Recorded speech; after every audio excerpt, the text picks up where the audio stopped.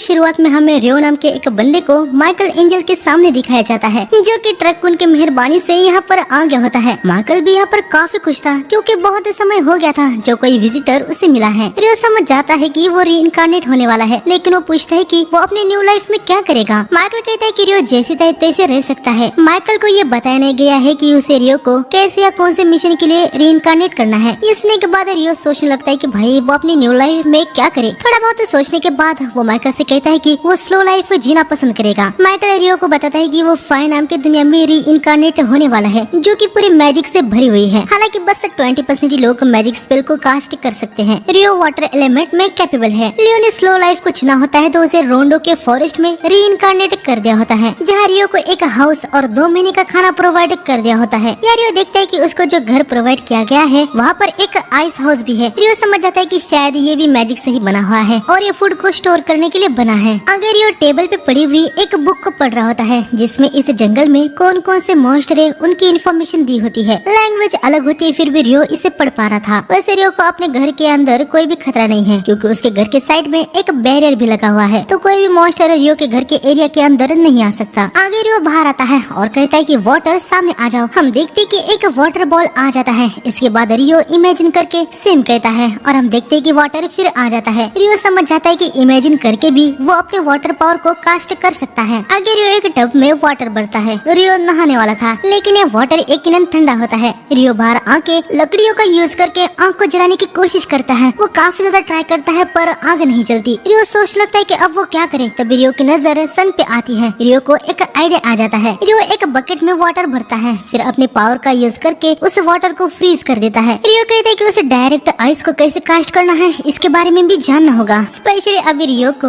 Ice sphere बनाने का काफी ज्यादा मन हो रहा होता है। खैर आगे हम देखते हैं कि आइस को शेप दे के रियो ने उसे मैग्नीफाइंग ग्लास की तरह बना दिया होता है। रियो उसका यूज करके सन की रेस से लकड़ी पे आग लगा देता है और आगे मस्त से गर्म पानी से नहाने लगता है। यार रियो सोचने लगता है कि अगर वो अच्छे से सोचेगा तो शायद से वो हॉट वाटर को भी डायरेक्ट ही प्रोड्यूस कर सकता है। अगले दिन हम देखते हैं कि रियो खाना खाता है। उसे पता है कि उसके पास 2 मंथ का खाना है, यानी उसे अभी से हंटिंग स्टार्ट कर देनी चाहिए ताकि उसका फूड सप्लाई भरा रहे। बुक को पढ़ने के बाद रियो को पता था कि बाहर के मॉन्स्टर काफी खतरनाक है। इसे सिंगल नाइफ से वो उनका मुकाबला नहीं कर सकता। उसे ऑफेंसिव मैजिक सीखना होगा। रियो बाहर आके अपने एक वाटर बॉल को कास्ट करता है। वाटर बॉल काफी तेजी से आगे जाता है। रियो बहुत ही खुश हो गया होता है कि उसका पहला अटैक स्पेल सक्सेसफुल रहा। पर रियो जैसे ही ट्री के पास आता है वो देखता है कि इससे डैमेज तो कुछ भी नहीं हुआ। हालांकि रियो भी तुरंत रियलाइज कर लेता है कि ऐसे अटैक से कहाँ ही इम्पैक्ट होगा। खैर वो हार नहीं मानता, अभी तो उसने बस शुरुआत की है। रियो कहता है कि अगर वाटर बॉल से कुछ नहीं हुआ तो मैं वाटर जेट को कास्ट करूंगा। रियो वाटर जेट को कास्ट करता है पर इसकी रेंज बहुत ही ज्यादा कम होती है। ये देखने के बाद रियो कहता है कि यार मैं तो हार गया। लेकिन तभी उसे माइकल के साथ हुआ अपना कन्वर्सेशन याद आता है। रियो ने माइकल से पूछा होता है कि वो अपने मैजिक को यूज कैसे करे। माइकल ने बताया है कि रियो जितना स्ट्रॉन्ग इमेजिनेशन करेगा उसका मैजिक उतना ही गहरा होता जाएगा। उसे ट्रेनिंग करके बार बार इमेजिन करना होगा, फिर उसका मैजिक बहुत ही ज्यादा स्ट्रॉन्ग हो जाएगा। यहाँ पर हम देखते कि शाम हो गई होती है। रियो लगातार खुद को ट्रेन कर रहा था और अब उसके वाटर जेट की रेंज भी काफी बढ़ गई होती है। रियो नहाने के लिए आ जाता है और हम देखते कि इस बार उसने आइस बनाने की प्रोसेस को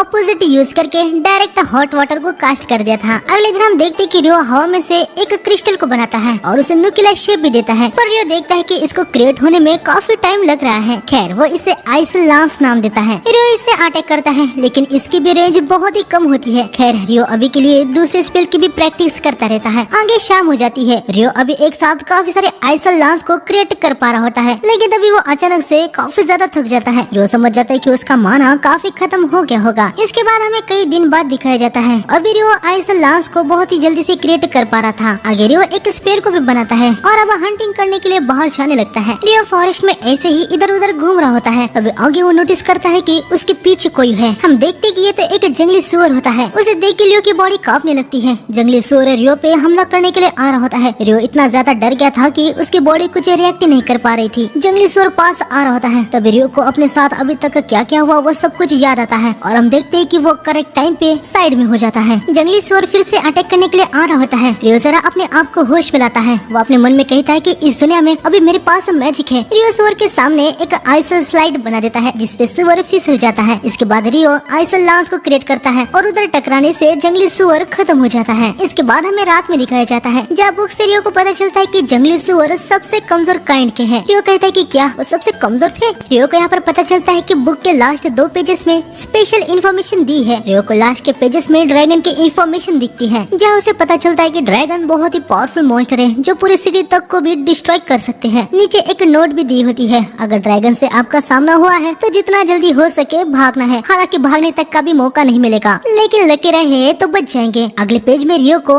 आकुमा के बारे में इन्फॉर्मेशन दिखती है। ये फॉलन एंजल नहीं है, इनकी ओरिजिन क्या है इसके बारे में कुछ भी पता नहीं है। बस प्रे करो कि आकुमा इनसे कभी भी सामना ना हो। आगे रियो अपने कपड़े निकालता है। हम देखते हैं कि वो फॉरेस्ट में एक आदि मानव बन के गया होता है। वो यहाँ पर एक फ्रूट को खाता है जो कि उसे बहुत ज्यादा पसंद आ जाता है। आगे हम देखते हैं कि रियो पे एक असासिन हॉक बर्ड अटैक कर देता है। हालांकि हम देखते हैं कि वो उसके अटैक को डॉज कर दिया था। हम देखते हैं कि इस बर्ड का अटैक काफी खतरनाक था। इसके अटैक के इम्पैक्ट से पेड़ टूट गए थे। रियो भागने लगता है। वो अपने पीछे आइस शील्ड लगा रहा था ताकि असासिन हॉक उससे दूर रह पाए। रियो हमें बताता है कि असासिन हॉक एक स्लैश का यूज करता है जो एक टाइप का मैजिक है और ये इनविजिबल होता है। हालांकि इनका मेन वेपन इनके शार्प नाखून होते हैं जिससे वो सीधा अपने शिकार की गर्दन को उखाड़ देते हैं। रियो देखता है कि भाग के कुछ फायदा नहीं है। वो फाइट बैक करता है। पहले वो वाटर जेट से हमला करता है, लेकिन असासिन हॉक रियो के अटैक को आसानी से डॉज कर देता है और बहुत तेजी से रियो पे ही अटैक करने के लिए आ रहा होता है। रियो अपने सामने नुकीली आइस शील्ड लगा देता है जिससे असासिन हॉक टकरा के नीचे गिर जाता है। हालांकि वो तुरंत ही हवा में उड़ जाता है। हम देखते हैं कि नुकीले आइस की वजह से असासिन हॉक की एक आंख फूट गई होती है। वो थोड़ी देर रियो को देख के यहाँ से निकल जाता है। रियो कहता है कि यार ये स्लो लाइफ जितनी मैंने सोची थी उससे काफी ज्यादा हार्ड है। आगे रात हो जाती है। हम देखते हैं कि असासिन हॉक से लड़ते हुए रियो घर का रास्ता भूल गया होता है। वो आगे बढ़ रहा होता है। उसे लग रहा था कि शायद से वो अपने घर पहुंच गया है, लेकिन तभी रियो को सामने एक रिवर के बीच में कोई दिखता है जिनके सर ही नहीं होते। इसके बाद हमें सीधा सुबह दिखाया जाता है।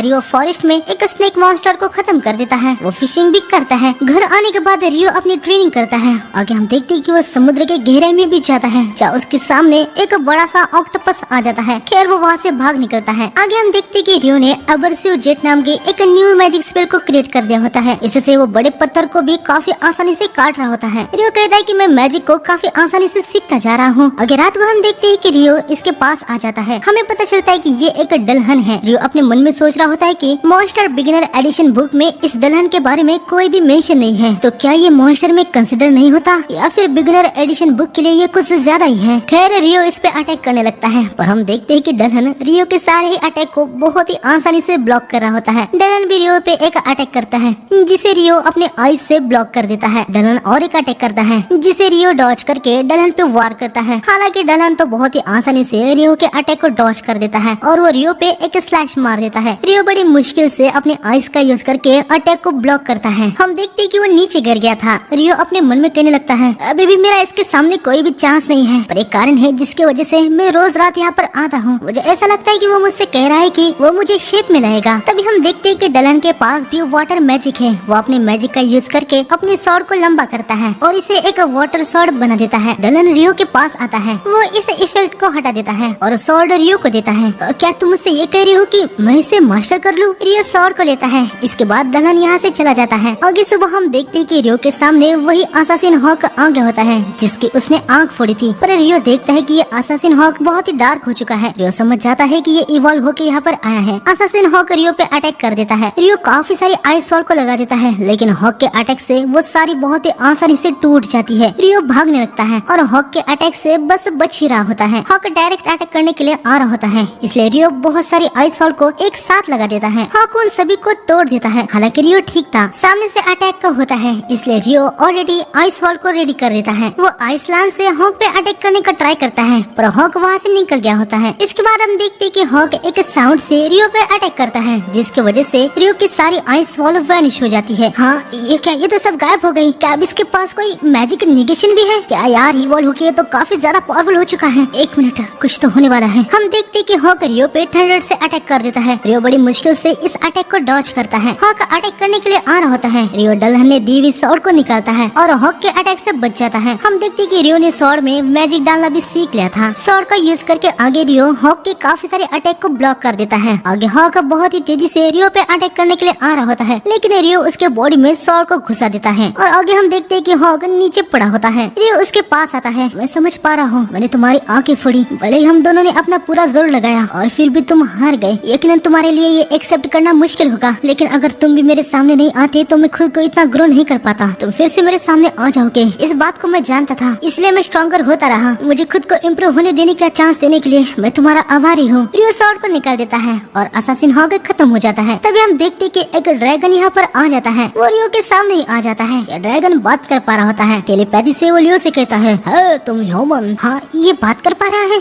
हाँ, बढ़िया लग रहा है। बहुत समय हो गया जब मैं किसी से टेलीपैथी से बात कर रहा हूँ। वैसे मुझे नहीं लगा था कि ये काम करेगा। क्या टेलीपैथी?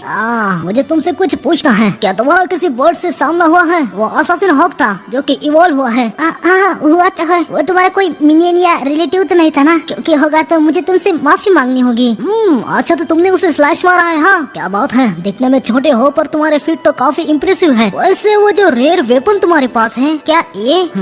जैसे कि मैंने सोचा था, फेरी किंग की स्वॉर्ड। अगर उन्होंने तुम्हें ये स्वॉर्ड दी है, इसका मतलब ये है कि तुमने उनका फेवर अर्न करने के लिए कुछ किया होगा। मैं कुछ बता नहीं पाऊंगा। हाँ, लेकिन मुझे भी तुमसे कुछ सवाल करने हैं। क्या मैं पूछ सकता हूँ? इसके बाद हमें सीधा शाम को दिखाया जाता है, जहाँ हम देखते हैं कि ड्रैगन को वापस आने के लिए आवाज आ गई होती है। वो रियो से कहता है कि अभी उसे जाना होगा। ड्रैगन ने रियो को जो कुछ भी बताया होता है उसके लिए वो उसको थैंक्स कहता है। वैसे क्या मैं तुम्हारा नाम पूछ सकता हूँ? मेरा नाम रियो है। रियो, मेरा नाम है लेविन। चलो मिलते हैं फिर से। इतना कहने के बाद ड्रैगन यहाँ से चला जाता है। यार, लगा नहीं था कि मैं कभी ड्रैगन से भी बात करूंगा। फैंटेसी दुनिया में कुछ भी हो सकता है। इसके बाद हमें माइकल को दिखाया जाता है, जहाँ पर उसे देखने मिलता है कि रियो के पास एक हिडन ट्रेट है।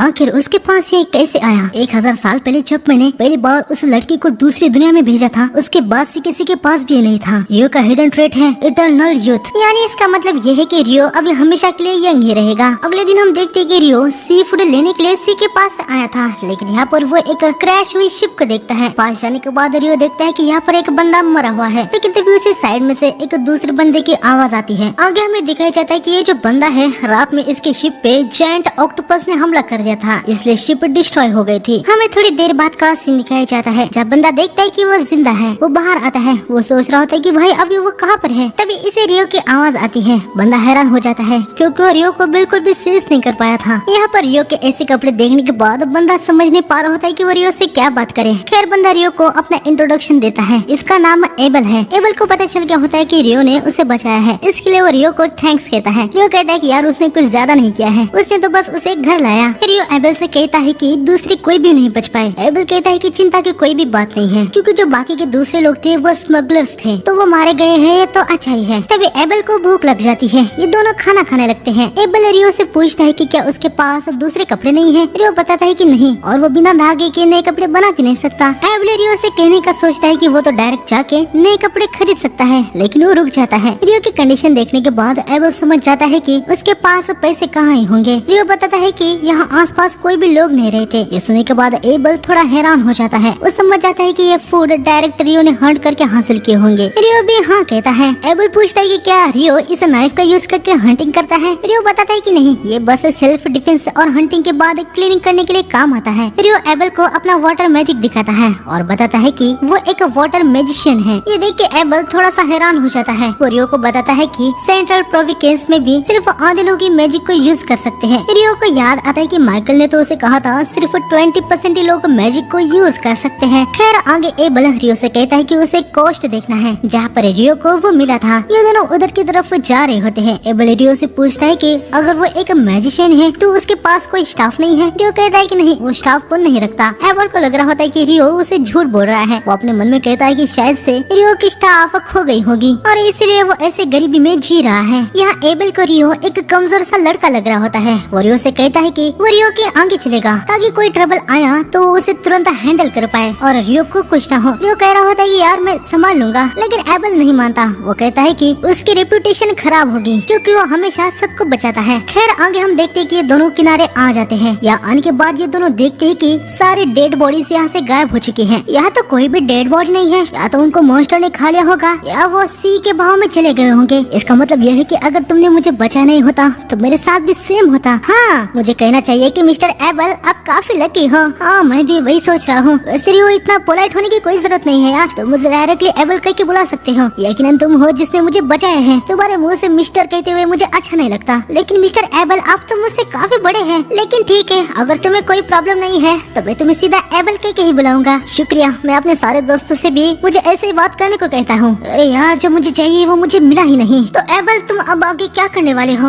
मुझे अपने दोस्त से मिलने की कोशिश करनी चाहिए। एबल लून टाउन में जाने का सोच रहा होता है, लेकिन उसे कुछ पता नहीं है कि अभी वो कहाँ पर है। रियो को भी लून टाउन कहाँ पर है इसके बारे में कुछ पता नहीं था। एबल रियो से पूछता है कि क्या वो एबल का गाइड बन के उसके साथ चलेगा। यकीन रियो के लिए ये काफी अचानक था। एबल कहता है कि रियो इसे एक जॉब की तरह समझे और आगे रियो को इससे फायदा ही होगा। एबल बस रियो की हेल्प करना चाह रहा होता है। रियो थोड़ा सा सोचता है और वो एबल के साथ जाने के लिए तैयार हो जाता है। वो एबल से कहता है कि उसे तैयारी करने के लिए थोड़ा सा टाइम लगेगा, तो वो लोग कल लून टाउन के लिए निकलेंगे। एबल कहता है कि हाँ बिल्कुल चलेगा। आगे रात हो जाती है। रियो एबल से कहता है कि उसे किसी को गुड बाय करने के लिए जाना है। रियो की ये बात सुनने के बाद एबल थोड़ा सा हैरान था कि आखिर इतनी रात को कौन जग रहा होगा। रियो बताता है कि वो इसी समय पर आते हैं, मुझे उनको बताना होगा कि मैं कुछ समय के लिए यहाँ से जा रहा हूँ। एबल रियो को ध्यान से जाने को कहता है। रियो के जाने के बाद एबल यहाँ मन में सोच रहा होता है कि रियो ने तो उसे कहा था यहाँ पर कोई भी रहता नहीं। खैर एबल सोचता है कि शायद रियो किसी अपने लव्ड वन को प्रे करने के लिए जा रहा है। यहाँ पर हम देखते हैं कि रियो डलहन के पास आया होता है। वो डलहन को बताता है कि कल से वो कुछ समय के लिए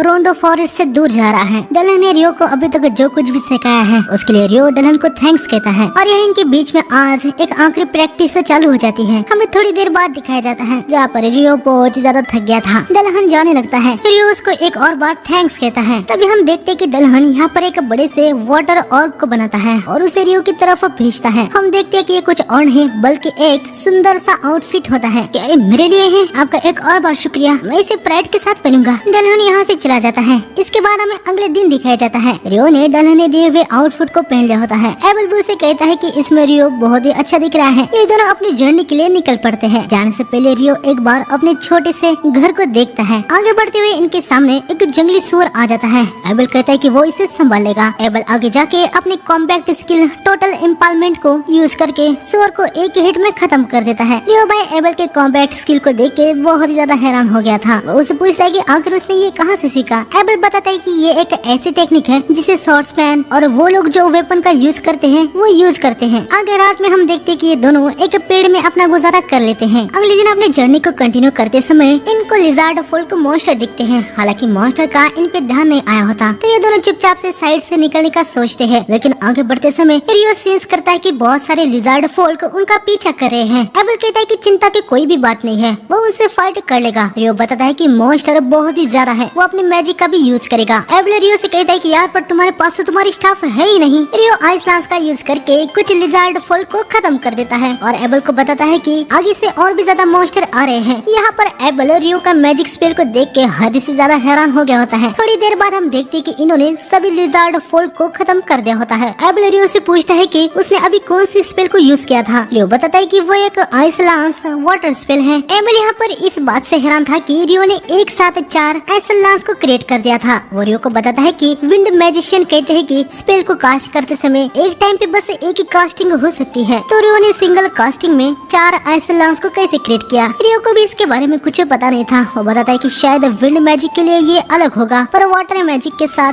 ये करना बहुत ही आसान है। एबल कहता है कि हाँ ऐसा हो सकता है। आगे बढ़ने से पहले रियो एक ग्लास और वाटर को कास्ट करता है। वो एबल से कहता है कि हमें हाइड्रेट भी रहना बहुत ही जरूरी है। आगे एबल यहाँ पर एक ब्रॉन्ज कॉइन को दिखाता है। यार मैंने पहले कभी भी पैसों को नहीं देखा। हाँ क्या सच में? ये सिंगल ब्रॉन्ज फ्लोरिन है। नाइटली किंगडम में इसे यूज किया जाता है। लून टाउन भी वहीं पर है। वाह यार नाइटली, ये कितना अच्छा नाम है। हाँ सेंट्रल प्रोविंस में हर कोई अपने अपने कॉइन्स को बदलते हैं, लेकिन वो सभी एक ही करेंसी का यूज करते हैं। क्या नाइटली किंगडम इसी सेंट्रल प्रोविंस का पार्ट है?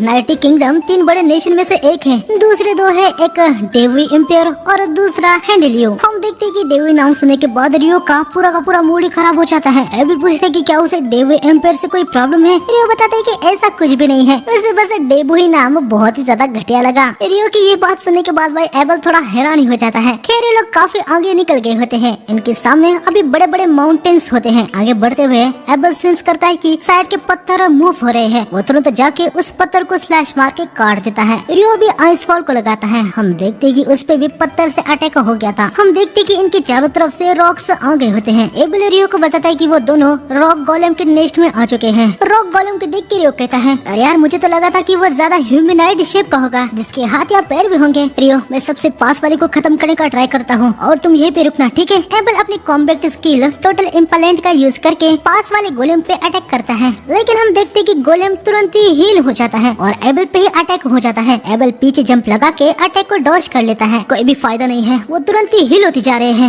एबल अगर तुम्हें कोई भी दिक्कत नहीं हो तो मैं एक अटैक को ट्राई करूँ? हाँ क्यों नहीं। हम देखते कि रियो 10 लेयर आइस वॉल को कास्ट कर देता है और इस गोलम के ऊपर उसे गिरा देता है। रियो के इस स्पेल को देखने के बाद एबल हद से ज्यादा हैरान हो जाता है और रियो से पूछता है कि आखिर ये क्या था यार। चलो एबल 2 गोलम तो खत्म हो गए, बाकी पे भी मैं ऐसे ही स्पेल को कास्ट करूंगा। हमें थोड़ी देर बाद का सीन दिखाया जाता है जहाँ पर हम देखते हैं कि रियो ने सभी गोलेम को खत्म कर दिया होता है। ये लोग आगे बढ़ गए होते हैं। इनके सामने एक बड़ा सा बेहेमोथ मॉन्स्टर इनको दिखाई देता है। तब ये दोनों देख रहे होते हैं कि बेहेमोथ पे अटैक करने के लिए वेवंस मॉन्स्टर भी आ रहे हैं। रियो तो भाई बहुत ही एक्साइटेड हो गया था कि उसे अब 2 मॉन्स्टर के बीच में फाइट देखने को मिलेगी। हालात को देखने के बाद मुझे लग रहा है कि बेहेमोथ मॉन्स्टर काफी डिसएडवांटेज में है। अरे नहीं एबल, बेहेमोथ आसानी से नहीं हारेगा। हम देखते कि वेमन बेहेमोथ पे अटैक करने लगते हैं। हालांकि बेहेमोथ के पास भी मैजिक नेगेशन होता है, वो इस वेमन को बहुत ही आसानी से हरा देता है। ये देखने के बाद एबल बहुत ही हैरान हो जाता है और रियो काफी खुश हो जाता है। अरे यार आखिर वो क्या था, वो काफी हद तक मैजिक नेगेशन जैसा था। आगे रात हो जाती है। ये दोनों एक जगह पे टेंट लगा के बैठ गए होते हैं। मैजिक नेगेशन, हाँ डंजन में मैंने इस जैसे इफेक्ट वाले ट्रैप के बारे में सुना तो है। क्या डंजन? कह रही हो तुम डंजन में इंटरेस्टेड हो? बिल्कुल, मैं एक दिन डंजन में जरूर जाना चाहूंगा। अरे फिर तो ये आराम से हो जाएगा। सेंट्रल प्रोविंस में एक ही डंजन है और वो कहीं और नहीं बल्कि लून टाउन में ही है जहाँ पर हम जा रहे हैं। हाँ एबल, तुम अब तक मुझसे ये सीक्रेट रख रहे थे। अरे नहीं यार, ऐसा कुछ नहीं है, मुझे बस पता नहीं था कि तुम्हें डंजन में जाना इतना पसंद है। आगे रियो एबल को सारे सीक्रेट बताने को कहता है। एबल बताता है कि लून टाउन में एल्फ्स और डॉग्स रहते हैं। डॉग स्मिथ और फाइटिंग में काफी स्किल्ड है। एल्फ लून टाउन में सिर्फ एक ही है, बाकी के दूसरे एल्फ्स ने वुड्स में सेटलमेंट किया है। अगले दिन हम देखते हैं कि ये लोग आगे बढ़ते हैं। रियो कहता है कि जैसे ही हम इस माउंटेन से आगे जाएंगे शायद से हमें एक ह्यूमन टेरिटरी दिखेगी। एबल रियो से पूछता है कि आखिर उसे इस सब के बारे में पता कैसे है। हम देखते हैं कि ड्रैगन ने रियो को इन सब के बारे में बताया था। रियो ने ड्रैगन से इस दुनिया के बारे में पूछा था। ड्रैगन ने रियो को बताया था कि जिस लैंड पे वो है वो ईस्ट, वेस्ट और साउथ की तरफ से सी से घिरा हुआ है। नॉर्थ की तरफ जो माउंटेन है उनके पार एक और कॉन्टिनेंट है। तो अगर कभी भी रियो के पास कोई पर्सन आता है तो वो नॉर्थ साइड से ही ह्यूमन टेरिटरी से आया होगा। यह रियो एबल से कहता है कि उसे बस पता है। एबल ऐसा समझ ले कि ये नॉलेज ह्यूमन काइंड के बियॉन्ड का है। एबल भी भाई कोई सवाल नहीं करता। आगे बढ़ते हुए इनके सामने एक ग्रेफोन मॉन्स्टर आता है। ये दोनों बहुत ही ज्यादा पैनिक हो जाते हैं। तभी रियो अपना दिमाग लगाता है, वो अपने पास का मीट फेंकता है और एबल को भी सेम करने को कहता है। हम देखते हैं कि ग्रेफोन मीट को लेके यहाँ से निकल जाता है। आगे बढ़ते हुए एबल कहता है कि ये जगह कुछ ज्यादा ही गड़बड़ है। यहाँ पर बेहेमोथ, ग्रेफोन इन जैसे मॉन्स्टर भी हैं। इस जगह के बारे में एबल को कुछ पता ही नहीं था। तभी रियो कहता है कि बेहेमोथ से फाइट करने के लिए जो वीमन्स आए थे वो भी नॉर्थ साइड से ही आए थे, यानी यकीनन आगे इनका उनसे सामना जरूर हो सकता है। थोड़ी देर बाद हम देखते हैं कि रियो की बात बिल्कुल सच हो जाती है। इनके सामने वीमन्स होते हैं। रियो कहता है कि क्या वो इनसे लड़े, पर एबल कहता है कि नहीं, वीमन्स उन दोनों के लिए कुछ ज्यादा ही है। उनको हंट करने के लिए कम से कम 20 एक्सपीरियंस्ड एडवेंचरर चाहिए और इतना होने के बावजूद भी एडवेंचरर घायल जरूर होंगे। रियो बताता है कि आगे बढ़ना है तो इनको वीमन्स का सामना करना ही पड़ेगा। रियो एबल से पूछता है कि अगर वीमन्स जमीन पे रहे तो क्या वो उनका सामना कर पाएगा।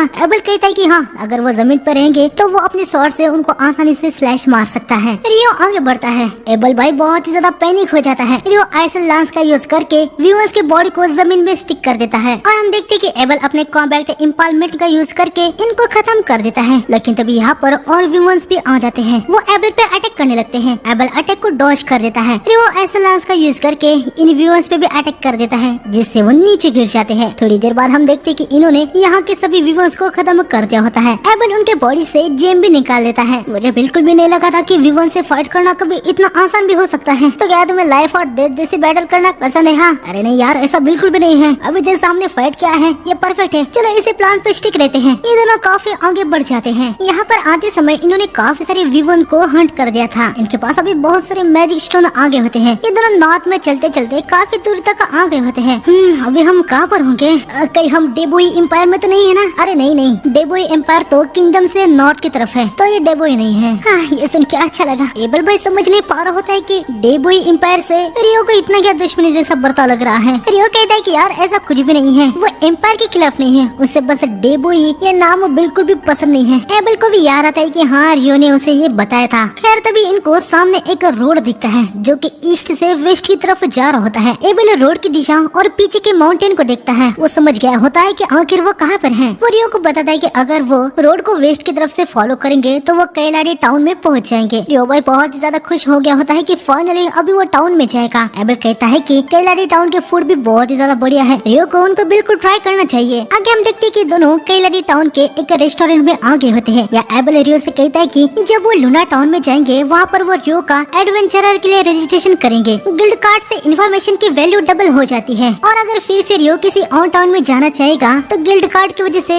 उसे वहाँ पर एंट्री फीस भी देने की कोई जरूरत नहीं होगी। तभी यहाँ पर इनका खाना आ जाता है। रियो देखता है कि खाने में राइस करी है, जिसे देखने के बाद वो बहुत ही ज्यादा हैरान हो जाता है क्योंकि करी राइस उसकी फेवरेट ही होती है। रियो भाई तुम इसको इतना क्यों घूर रहे हो, क्या उसमें कुछ गड़बड़ है क्या? नहीं यार मैं तो इसे बस प्यार से देख रहा हूँ क्योंकि मुझे ये बहुत ही ज्यादा पसंद है। हम देखते कि रियो करी का एक बाइट लेता है और उसे वो बहुत ही ज्यादा टेस्टी लगती है। रियो उसे घपा घप खाने लगता है। आगे रियो और राइस करी को ऑर्डर करता है। ओए एबल लून टाउन में भी करी राइस है ना? हाँ भाई है, चिंता मत कर। ये सुनने के बाद रियो बहुत ही ज्यादा खुश हो जाता है। अगले दिन ये अपनी जर्नी को कंटिन्यू करते हैं और फाइनली हम देखते हैं कि ये लून टाउन तक पहुंच ही जाते हैं। यहाँ टाउन का गेट के ऊपर नीमूर एबल को देख के हैरान हो जाता है। हे नीमूर कैसे हो? काफी समय हो गया देखे हुए। अरे आप तो गुम हो गए थे। हाँ लेकिन मैं जिंदा हूँ और वापस आ चुका हूँ। ये सब रियो का शुक्र है। हाँ क्या? एबल को बचाने के लिए तुम्हारा बहुत बहुत शुक्रिया। ये लो ये इसकी एंट्री फी है। ओके सब कुछ ठीक है, आप दोनों आराम से जा सकते हैं। ये दोनों सीधा पहले गिल्ड की तरफ जाने का सोचते हैं। एबल रियो से कहता है कि वो वहाँ उसका रैंक अप के साथ रजिस्ट्रेशन करवाएगा। रियो पूछता है कि ये रैंक अप क्या है? एबल बताता है कि अगर रियो नॉर्मली गिल्ड में रजिस्टर होता है तो उसकी रैंक F होगी, लेकिन B या उससे ऊपर वाले रैंक के एडवेंचरर की सिफारिश से रियो को E या D से स्टार्ट वो करवा सकता है। ये बात सुन के रियो समझ जाता है कि एबल कम से कम B या उससे ऊपर रैंक का है। एबल रियो को बताता है कि जितनी ज्यादा बड़ी रैंक होगी उसी हिसाब से हर क्वेस्ट को एक्सेप्ट किया जा सकता है और क्वेस्ट को कंप्लीट होने के बाद रिवॉर्ड्स भी मिलते हैं। खैर रियो के पास तो बहुत सारे मैजिक जेम है तो एबल को अभी रियो के पैसे के लिए कोई भी चिंता नहीं है। लेकिन रियो पूछता है कि आखिर ये मैजिक स्टोन वैल्यूएबल तो है ना? इसके बारे में अभी एबल को भी पता नहीं होता क्योंकि आज तक उसने भी कभी इतने सारे को एक साथ सेल नहीं किया है। वो रियो को बताता है कि अगर उनके पास जितने भी मैजिक स्टोन है उनको एक साथ बेच दिया जाए तो पूरा मार्केट की प्राइस ही क्रैश हो जाएगी। हालांकि एबल रियो से कहता है कि गिल्ड मास्टर इसके लिए कुछ करेंगे। ये दोनों एडवेंचरर गिल्ड के सामने आ गए होते हैं। दोनों अंदर आ जाते हैं। एबल को देखने के बाद सभी एडवेंचरर्स भाई बहुत ही ज्यादा खुश हो जाते हैं। वो सभी एबल के पास आ जाते हैं। इससे रियो को पता चलता है कि भाई एबल तो बहुत ही ज्यादा पॉपुलर है। एबल अभी उनके साथ टाइम स्पेंड कर रहा होता है तो रियो यहाँ पर बाहर आ जाता है। तभी उसके सामने यहाँ टाउन में इकलौती जो एल्फ है वो आ जाती है। दोनों की नजरें एक दूसरे से मिलती है। लड़की रियो से कहती है तुम्हारा वो आउटफिट वो तो फेरी किंग का है, काफी अच्छा दिख रहा है। लगता है कि उसे तुम काफी पसंद आ गए। माफ करना मैं थोड़ी सी जल्दी में हूँ। मैं आशा करती हूँ कि हम फिर से मिलेंगे। तभी एबल बाहर आता है। अरे यार तुम यहाँ पर हो, यहाँ पर क्या कर रहे हो? चलो अंदर आ जाओ। तो दोस्तों ये है रियो, ये वो बंदा है जिसने मेरी जान बचाई है। ये भी एडवेंचरर के लिए रजिस्टर करने वाला है। मैं आशा करता हूँ कि आप सभी इसका अच्छे से ख्याल रखेंगे। मेरा नाम रियो है। आप सभी से मिलके अच्छा लगा। सभी रियो को एबल को बचाने के लिए थैंक्स कहने लगते हैं। थोड़ी देर बाद हम देखते हैं कि एबल यहाँ रियो का रजिस्ट्रेशन करने के लिए आया होता है। वो रिसेप्शनिस्ट से कहता है कि वो अपनी सिफारिश से रियो को डी रैंक से इंटर करवाना चाहता है। रिसेप्शनिस्ट पहले थोड़ी सी हैरान हो जाती है। खैर वो कहती है कि वो रियो को डी रैंक पे इंटर करवाएगी, लेकिन प्रोसेस को करने के लिए पहले रियो को अपनी फिजिकल स्ट्रेंथ का प्रूफ देना होगा। एबल कहता है कि हाँ बिल्कुल। एबल अभी गिल्ड मास्टर से मिलना चाह रहा होता है। रिसेप्शनिस्ट कहती है कि आप दोनों मीटिंग रूम में वेट करो, मैं उनको वहाँ पर भेज दूंगी। आगे हम देखते कि ये दोनों मीटिंग रूम में बैठे होते हैं। जैसे गिल्ड मास्टर को ये न्यूज मिलती है कि एबल वापस आ गया है, वो दौड़े दौड़े यहाँ पर चले आते हैं। एबल को ठीक देखने के बाद उनके जान में जान आती है। गिल्ड मास्टर आपको चिंता में डालने के लिए मुझे माफ कर देना, लेकिन अभी मैं वापस आ चुका हूँ। तुम्हारे गायब होने की न्यूज सुनने के बाद मुझे लगभग हार्ट अटैक आ गया था। वैसे ये मैजिशियन कौन है? ये है रियो, इसने मेरी जान बचाई है। हाँ क्या? तुम्हारा बहुत बहुत शुक्रिया। मेरा नाम है ह्यूज मैग्नस, मैं यहाँ इस गिल्ड का मास्टर हूँ। आगे एबल गिल्ड मास्टर से कहता है कि वो रियो को रैंक अप करके डी रैंक पे रजिस्ट्रेशन करवाना चाहता है। गिल्ड मास्टर को भी इससे कोई भी दिक्कत नहीं होती, लेकिन वो भी कहते हैं कि ऐसा करने के लिए उनको प्रूफ चाहिए कि रियो कितना स्ट्रॉन्ग है। एबल कहता है कि रियो उससे भी स्ट्रॉन्ग है। गिल्ड मास्टर को इस बात पे विश्वास नहीं होता। खैर एबल गिल्ड मास्टर को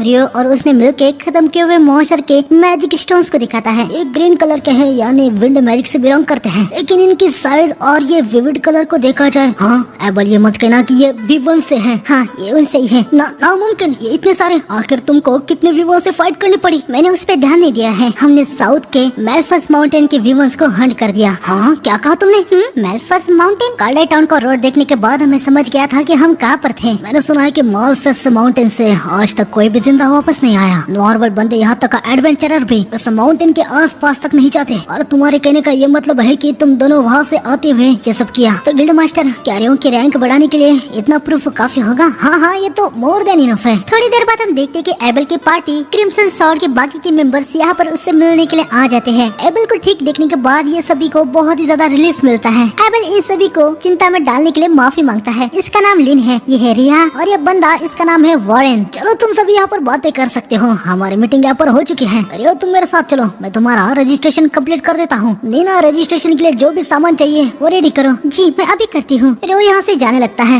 एबल जाने से पहले रियो से कहता है कि ये सब होने के बाद वो रियो को कुछ जगह दिखाना चाहता है। रियो ठीक है कहता है। आगे हम रियो को गिल्ड मास्टर के रूम में देखते हैं। क्या सच में मैं एक डेरांग के तौर पर रजिस्टर होने वाला हूँ? हाँ बिल्कुल, मैं जानता हूँ कि एबल कितना कैपेबल है। ज्यादा से ज्यादा मैं ये कह सकता हूँ कि वो गिफ्टेड है, लेकिन मैं उसको अच्छे से जानता हूँ। वो खुद से अकेला एक विवन को नहीं हरा सकता। यानी ये बात तो पक्की है कि तुम बहुत ही ज्यादा स्किल्ड हो। यकीनन तुम्हें डी रैंक आराम से दी जा सकती है। थोड़ी देर बाद नीना यहाँ पर रजिस्ट्रेशन के लिए जो भी सामग्री चाहिए वो लेके आ जाती है। सबसे पहले रियो का इंटरव्यू होता है। चलो तो तुम्हारा नाम रियो है, मैं तुम्हारा क्लास मैजिशियन लेती हूँ। हाँ मैं एक मैजिशियन ही हूँ। तो तुम्हारे मैजिक का एलिमेंट क्या है? वाटर। रियो यहाँ पर पहली बार आया होता है तो उसके पास रहने के लिए कोई भी जगह नहीं होती। नीना बताती है कि रियो के रजिस्ट्रेशन से 300 दिन तक वो यहाँ गिल्ड के लॉजिक में रह सकता है। तो रियो तुम कभी भी डंजन में नहीं गए राइट? हाँ मैं नहीं गया। गिल्ड हर महीने एक चेकिंग रेड डंजन में भेजती है जहाँ रुकीज को काम की इन्फॉर्मेशन मिल जाती है। साथ ही डंजन में क्या क्या करना होता है इसके बारे में भी सारी इन्फॉर्मेशन मिल जाती है। क्या तुम इन चीजों में इंटरेस्टेड हो? हाँ बिल्कुल, इस महीने की रेड परसों होने वाली है। लिस्ट में मैं तुम्हारा नाम भी ऐड कर देती हूँ, तो प्लीज परसों 9 बजे टाइम पे आ जाना। क्या 9 बजे?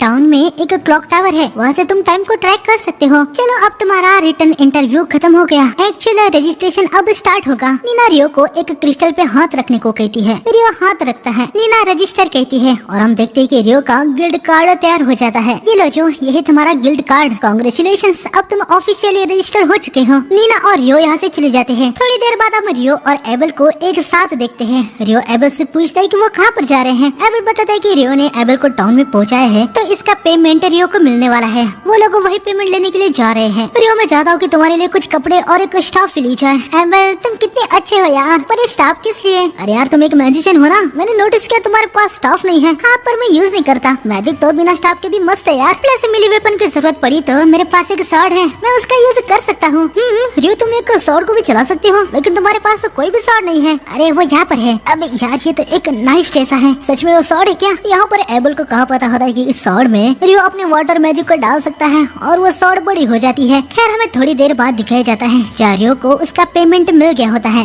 एबल अंदर ही होता है। वो रियो के कपड़ों के लिए खुद पे कर रहा था। रियो ने एबल से इस दुनिया के बारे में कुछ सवाल पूछते हैं। रियो को पता चलता है कि यहाँ पर एक दिन में 24 घंटे होते हैं, एक वीक में 7 दिन होते हैं और एक महीने में 30 दिन होते हैं। उसके कपड़े का मेजरमेंट भी यहाँ पर सेंटीमीटर में किया गया था और यहाँ पर उसे रियल दुनिया जैसी करीराइज भी खाने को मिली। रियो समझ जाता है कि ये दुनिया फंडामेंटल्स के मामले में उसके रियल दुनिया जैसे ही है और शायद से रियो से पहले यहाँ पर कोई उसी की दुनिया से रीइंकार्नेट हुआ होगा। एबल बाहर आ जाता है और वो रियो से कहता है कि उसने कुछ अरेंज किया है। हमें रात में दिखाया जाता है जहाँ पर हम देखते हैं कि एबल के वापस आने से और रियो के यहाँ पर एक गेस्ट के तौर पर यहाँ पर एक पार्टी अरेंज की होती है। अगले दिन हम देखते हैं कि नीना रियो को गिल्ड के लॉज के एक कमरे में ले जा रही होती है जहाँ पर हम देखते हैं कि ऑलरेडी 2 एडवेंचरर रह रहे होते हैं और नीना को यहाँ पर देखने के बाद एक बंदा बहुत ज्यादा पगला जाता है। हम देखते हैं कि इसका नीना पे क्रश होता है। खैर नीना इन दोनों को रियो से इंट्रोड्यूस करवाती है और बताती है कि अब से वो इन दोनों के साथ ही रहने वाला है। ये दोनों बहुत ही अच्छे होते हैं। वो रियो को दिल से वेलकम करते हैं। इसका नाम है निल्स और पीछे वाले बंदे का नाम है एटो। ठीक है रियो, अब मैं चलती हूँ, कल टाइम से आना मत भूलना। हाँ बिल्कुल, यहाँ का रास्ता दिखाने के लिए आपका शुक्रिया। अरे यार नीना कितनी सुंदर है ना?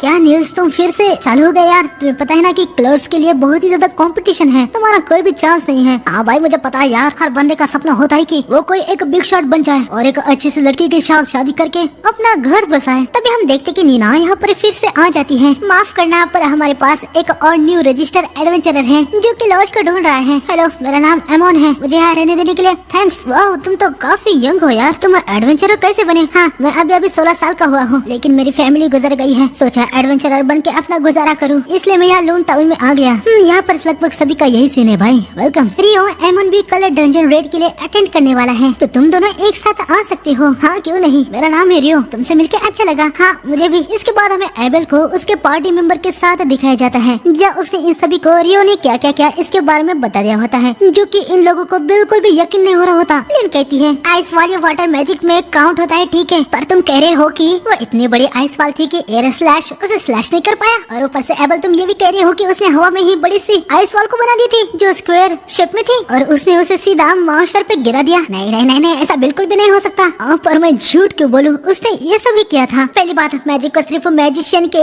रेंज के अंदर ही कास्ट किया जा सकता है। स्पेल को कास्ट करना ये बात अलग है, पर उसे काफी दूर पे कास्ट करना ये नामुमकिन है, ये इम्पॉसिबल है। लीनी शांत हो जाओ, एबल खुद कह रहा है उसने ये सब देखा है। इतना ही नहीं है, एबल ने तो ये भी कहा है कि उसने आइस स्पेयर को यूज करके वीवर्स को स्लैश कर दिया। ये भी इम्पॉसिबल है। वीवर्स के पास उनके अराउंड एक विंड शील्ड होती है जो कि मैजिक को डिफ्लेक्ट कर देती है। अरे हाँ यार, अभी मैं सोच रहा हूँ तो याद आ रहा है, ये तो सच है, पर मैंने जो देखा वो कुछ गलत नहीं है। जितना मुझे पता है बस एक ही पर्सन है जो कि ऐसा कुछ करने के कैपेबल था, द फेमस इन्फेर्नो मैजिशियन। इन्फेर्नो मैजिशियन, उनके बारे में रूमर्स है कि वो 1000 इंपीरियल ट्रूप्स को एक ही चांद में कास्ट कर देते थे। अपनी सोलिटरी स्पेल से वो वीवर्स को राख बना देते थे, और कहा यह भी जाता है कि वो एक इंचार्टेशन से पूरे टाउन को वाइप कर सकते थे। रियो का उनसे कंपैरिजन थोड़ा बैठ रहा है। तो एबल, जो तुमने भी कहा है अगर वो सही है, यानी रियो एक इनक्रेडिबल खोज है, लेकिन अगर वो हमारे खिलाफ खड़ा हो गया तो इससे भी बुरा ये होगा कि क्या होगा अगर वो इंपीरियल की साइड हो जाए। नहीं नहीं, ऐसा बिल्कुल भी नहीं होगा। तुम इतने श्योर कैसे हो? क्योंकि इंपीरियल का नाम डेबू ही। ये सुनने के बाद ये तीनों बहुत ही हैरान हो जाते हैं। खैर, अगले दिन हमें दिखाया जाता है कि टीचर यहाँ आज डंजन में जितने भी एडवेंचरर जा रहे होते हैं उनको बताती है कि आज दोपहर को वो सभी डंजन की पहली लेयर में जाने वाले हैं। एमोन बॉय बहुत ही ज्यादा पैनिक था। रियो उसे चिल होने को कहता है। टीचर सभी से पूछते हैं कि अगर लेयर में जाने से पहले किसी को कोई सवाल करना है तो कर सकते हैं। रियो पूछता है कि सर, क्या पहले क्लियर की हुई लेयर में तुरंत जाने का कोई रास्ता है? टीचर कहते हैं कि क्या बात है, मैं तो इम्प्रेस हो गया कि तुम्हें ऐसी चीजों के बारे में पता है। साउथर्न प्रोविंस के कुछ डंजन में जहाँ तुमने बताया वैसे जा सकता है। हालांकि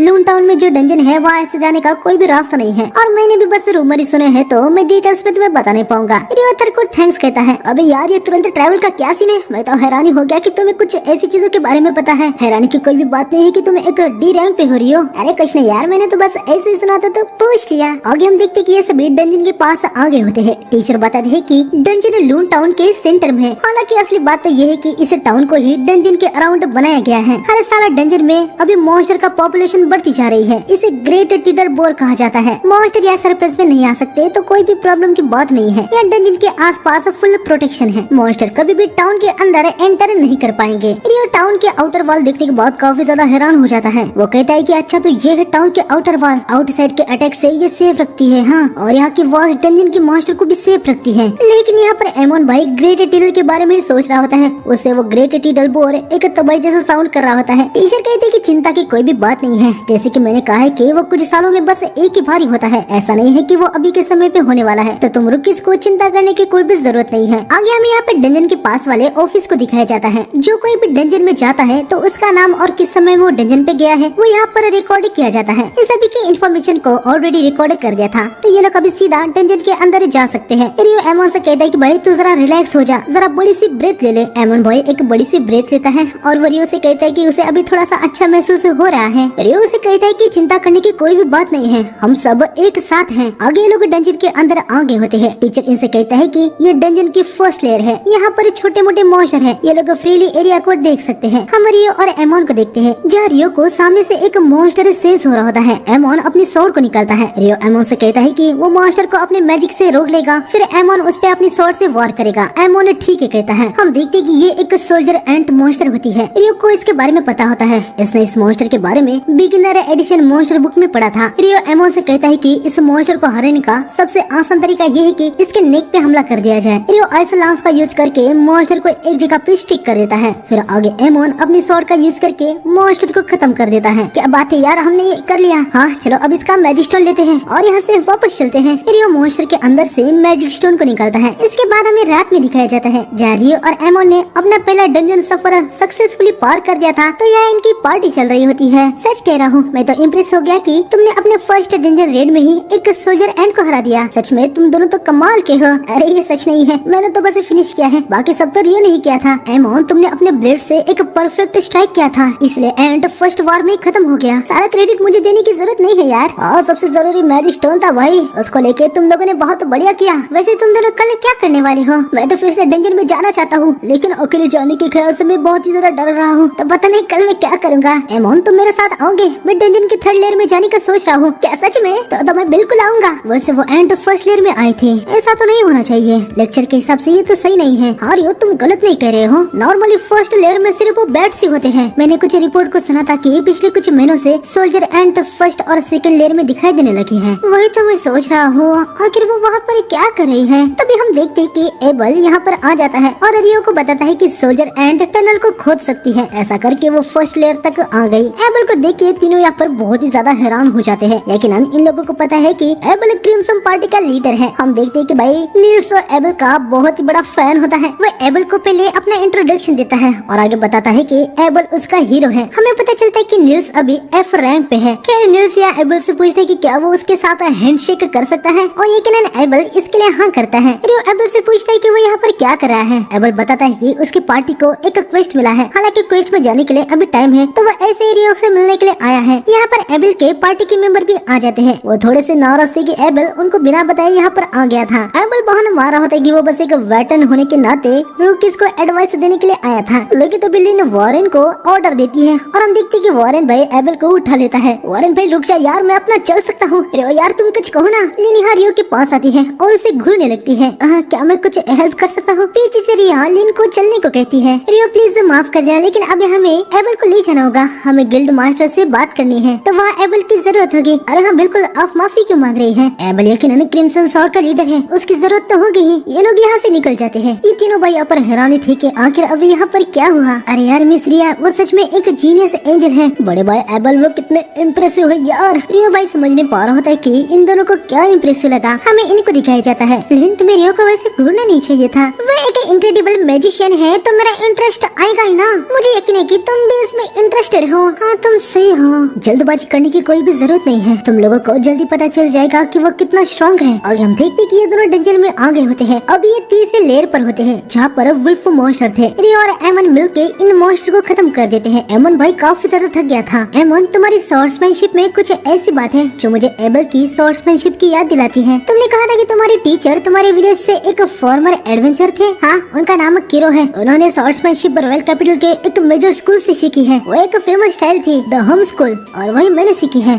मुझे यकीन है कि एमन अगर तुम और प्रैक्टिस करोगे तो तुम बहुत स्ट्रॉन्ग बनोगे, जैसे कि एबल है। रियो मुझे तो लगा था कि तुम एक मैजिशियन हो, लेकिन लगता है कि तुम स्वॉर्ड को भी बहुत ही अच्छे से चला लेते हो। हाँ मेरे एक मेंटर थे जिनके साथ मैंने काफी पहले प्रैक्टिस की थी, लेकिन मुझे मेरे स्वॉर्डमैनशिप स्टाइल के बारे में कुछ पता नहीं है, क्योंकि ये मेरा ओरिजिनल स्टाइल है। खैर मैं उतना भी कुछ स्वॉर्ड चलाने में माहिर नहीं हूँ। वैसे फाइटिंग करने के बाद तुम काफी ज्यादा थक गए थे। हाँ तुम सच में ऐसा सोचते हो? अरे ये कोई बड़ी बात नहीं है, शुरू में सभी के साथ ऐसा ही होता है, लेकिन एमन जैसे तुम एक बार मास्टर हो जाओगे, तुम्हारी स्वॉर्ड्समैन स्किल बहुत ही ज्यादा फैसिनेटिंग हो जाएगी। अगर तुम्हें अपना स्टेमिना बढ़ाना है तो मैं रिकमेंड करता हूँ कि तुम्हें डेली रनिंग और अपनी स्वॉर्ड्समैन की प्रैक्टिस किया करो। हाँ क्या? हाँ लगातार ये करने से तुम बहुत ही ज्यादा इम्प्रूव हो जाओगे। मैंने एबल के साथ काफी ट्रैवल किया है। मैंने देखा था कि वो सुबह जल्दी से उठ के ट्रेनिंग किया करता था। भले एबल एक गिफ्टेड है, लेकिन उसको भी उस फॉर्म के लिए खुद को मेंटेन रखना पड़ता है। क्या सच में? एबल भी करूँगा यार, मैं भी करूँगा, जितनी मेहनत होगी मैं सब करूँगा। हाँ ये हुई ना मर्द वाली बात। अगले दिन हम देखते कि रियो टाउन के एक बड़ी सी लाइब्रेरी में आता है। रियो को भी यकीन नहीं हो रहा था कि लाइब्रेरी इतनी बड़ी है। हम देखते कि रियो मेनली यहाँ एल्केमी के बारे में जानने के लिए आया होता है। उसके लिए वो कुछ बुक सेलेक्ट की होती है। आगे हम रियो को बाहर बैठा देखते हैं। वो उन बुक को परचेस करने के बारे में सोच रहा होता है। तभी यहाँ पर अचानक से अंधेरा होने लगता है। हम देखते कि यहाँ पर एक इक्लिप्स हो जाता है। रियो भी इससे हैरान था। तभी रियो को अपने आसपास कुछ सेंस होने लगता है। तभी हम देखते कि रियो पे फायर से अटैक हो जाता है। हालांकि रियो ने इसे ऑलरेडी सेंस कर लिया था। वो अपने वाटर मैजिक को एक्टिवेट कर दिया होता है। हम देखते कि ये लड़की जिसने रियो पे हमला किया था, इसे देख के रियो पहचान जाता है कि ये एक अकुमा कैटेगरी वाली है। रियो इसकी पावर को सेंस कर पा रहा होता है। लड़की रियो पे अटैक कर देती है। रियो काफी सारे आइस वॉल को बना के अटैक को ब्लॉक कर देता है। हालांकि ये अटैक लगातार हो रहा होता है। रियो अटैक का खत्म होने का वेट कर रहा था। तब ये लड़की रियो पे विंड मैजिक से अटैक कर देती है। अटैक रियो को हिट हो जाता है, लेकिन फेरी किंग ने दिए हुए रोप की वजह से रियो को कुछ भी नहीं होता। लड़की भी ये देखने के बाद हैरान हो गई होती है। वह कहती है हेलफायर से तुम खुद को गार्ड कर पाए, यकीनन ये काफी बड़ी बात थी, लेकिन इम्पैक्ट होने के बाद भी विंड लांस को कैसे डिप्लेक्ट कर पाए? एक सेकंड, वो रोप जो तुमने पहना है वो तो फेरी किंग का है ना? मैं समझ गई, मुझे तुम्हें खत्म करना ही होगा। लड़की स्वॉर्ड से रियो पे अटैक कर देती है। रियो ने भी यहाँ पर अपने वाटर स्वॉर्ड को एक्टिवेट कर दिया होता है। लड़की अटैक करने के लिए जा रही होती है। रियो उसे ब्लॉक कर देता है। हम देखते कि धीरे धीरे ये इक्लिप्स भी हट रहा होता है। रियो काफी सारे आइसल लांस से लड़की पे अटैक करता है, लेकिन वो बहुत ही तेजी से सारे अटैक को डॉज कर रही होती है। साथ ही भागते हुए खुद को मेंटेन करने के लिए वो विंड मैजिक का भी यूज कर रही होती है। लड़की एक जंप लगा के रियो पे अटैक कर देती है। रियो इसे भी बस ब्लॉक कर देता है। रियो मन में कहता है कि अगर मैं बस डिफेंस करता रहा तो वो जल्द ही मुझ पे भारी पड़ सकती है। वैसे इसके अटैक मेरे टीचर के कंपेयर में कुछ भी नहीं है। तो फेरी किंग ने तुम्हें वो स्वॉर्ड भी दे दिए। हाँ आखिर तुम कौन हो?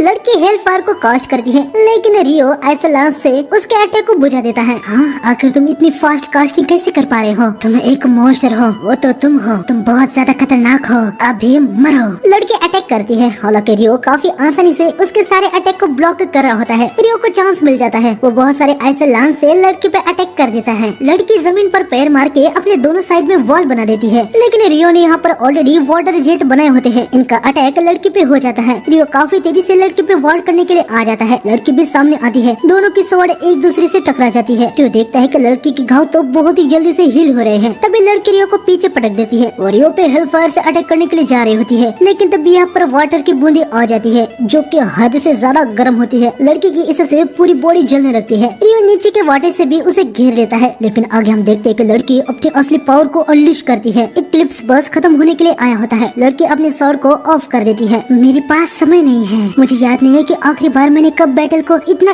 एंजॉय किया। तुम काफी इंटरटेनिंग ह्यूमन हो, तुम्हारा हो गया हो तो यहाँ से निकल लो। हाँ, मुझे लगा था कि तुम भी अपने आप में एंजॉय कर रहे थे। मुझे लगा था कि हम इस फन को कंटिन्यू रखेंगे जो टीमन मैंने बनाया था। इसमें मुझे बस और थोड़ा सा कंट्रोल चाहिए। मेरा नाम लियोनोरे है, तुम्हारा क्या है? मेरा नाम है रियो। अकुमा, ओह तो तुम जानते हो, लगता है कि मुझे तुम्हें मार ही देना चाहिए था। तुम कोई ऐसे दुश्मन नहीं हो जिसे टाइम लिमिट के अंदर हरा सकते हैं। ध्यान रखना रियो, जब तक हम फिर से मिलते हैं, या तो मैं या मेरे कान में से कोई और। हाँ, तुम्हारे कहने का क्या मतलब है? रियो, तुम्हें जीना होगा क्योंकि तुम्हारी लाइफ अब मुझे बिलोंग करती है। तुम्हारी जान तो बस मैं ही लेके रहूंगी और अगली बार हम जब मिलेंगे मैं और भी ज्यादा स्ट्रॉन्गर होंगी। हम देखते कि लियोनारे यहाँ से गायब हो जाती है। चलो यार, मैं तो बच गया। अगर ये रोप नहीं होता तो मेरा शोल्डर तो गया था। आगे हम देखते कि रियो ने अपने एक मैजिक स्टोन को बेच दिया होता है। उसे काफी सारे पैसे मिल गए होते हैं। रियो को भी यकीन नहीं हो रहा होता है कि एक मैजिक स्टोन से उसे इतने पैसे मिले हैं। रियो अभी इनका यूज करके बुक को परचेस करने वाला होता है। रियो समझ गया होता है कि पैसों के मामले में उसे चिंता करने की कोई जरूरत है ही नहीं। रियो अपने रूम में आता है। उसे अपने रूम में अपने रूममेट्स नहीं दिखते। रियो खिड़की से बाहर देखता है। यहाँ उसे देखने को मिलता है कि रूम नंबर 1 के कुछ बंदे इनको परेशान कर रहे होते हैं। ये गुंडे टाइप होते हैं और शायद से इन्होंने इनको पीटा भी था। तभी रियो यहाँ पर आके इनकी बैंड बजा देता है। डैन नाम के इस बंदे को काफी गुस्सा आ जाता है। वो रियो पे अटैक करने के लिए आ रहा होता है। रियो उसकी बैंड बजा देता है। आगे हम देखते हैं कि सभी नहाने के लिए आ जाते हैं। हमें पता चलता है कि इटो एक प्रीस्ट है और उसे हीलिंग मैजिक आता है। वो रियो के शोल्डर पे लगे हुए चोट को हील कर देता है। इटो रियो को बताता है कि अगर अटैक रियो के दिल पे लगता तो उसका काम तो खत्म था। रियो बताता है कि निशाना उसके दिल पे ही किया गया था। जैसे तैसे उसने अटैक को डॉज किया। ये सुनने के बाद ये लोग हैरान हो जाते हैं। एमन पूछता है कि रियो भाई, आखिर तुमने किससे फाइट की? हाँ, रियो कहता है कि इसके बारे में मैं तुम लोगों को बाद में बताऊंगा। रियो को अकुमा के बारे में काफी सारे सवाल होते हैं, लेकिन अभी के लिए वो बस बात को एंजॉय करने का सोचता है। अगले दिन हम देखते हैं कि एमन, एटो और निल्स यहाँ डंजन में आके कुछ गॉब्लिन्स को खत्म करते हैं। एमन को चोट लग गई थी तो एटो उसे हील कर देता है। निल्स बताते हैं कि आज के लिए इतना काफी है, हम तीनों में अर्निंग शेयर करेंगे तो भी आमतौर से हमने ज्यादा अर्न कर लिया है। निल्स भी एंग्री करता है, साथ ही वो थोड़ा सा कॉशियस भी था क्योंकि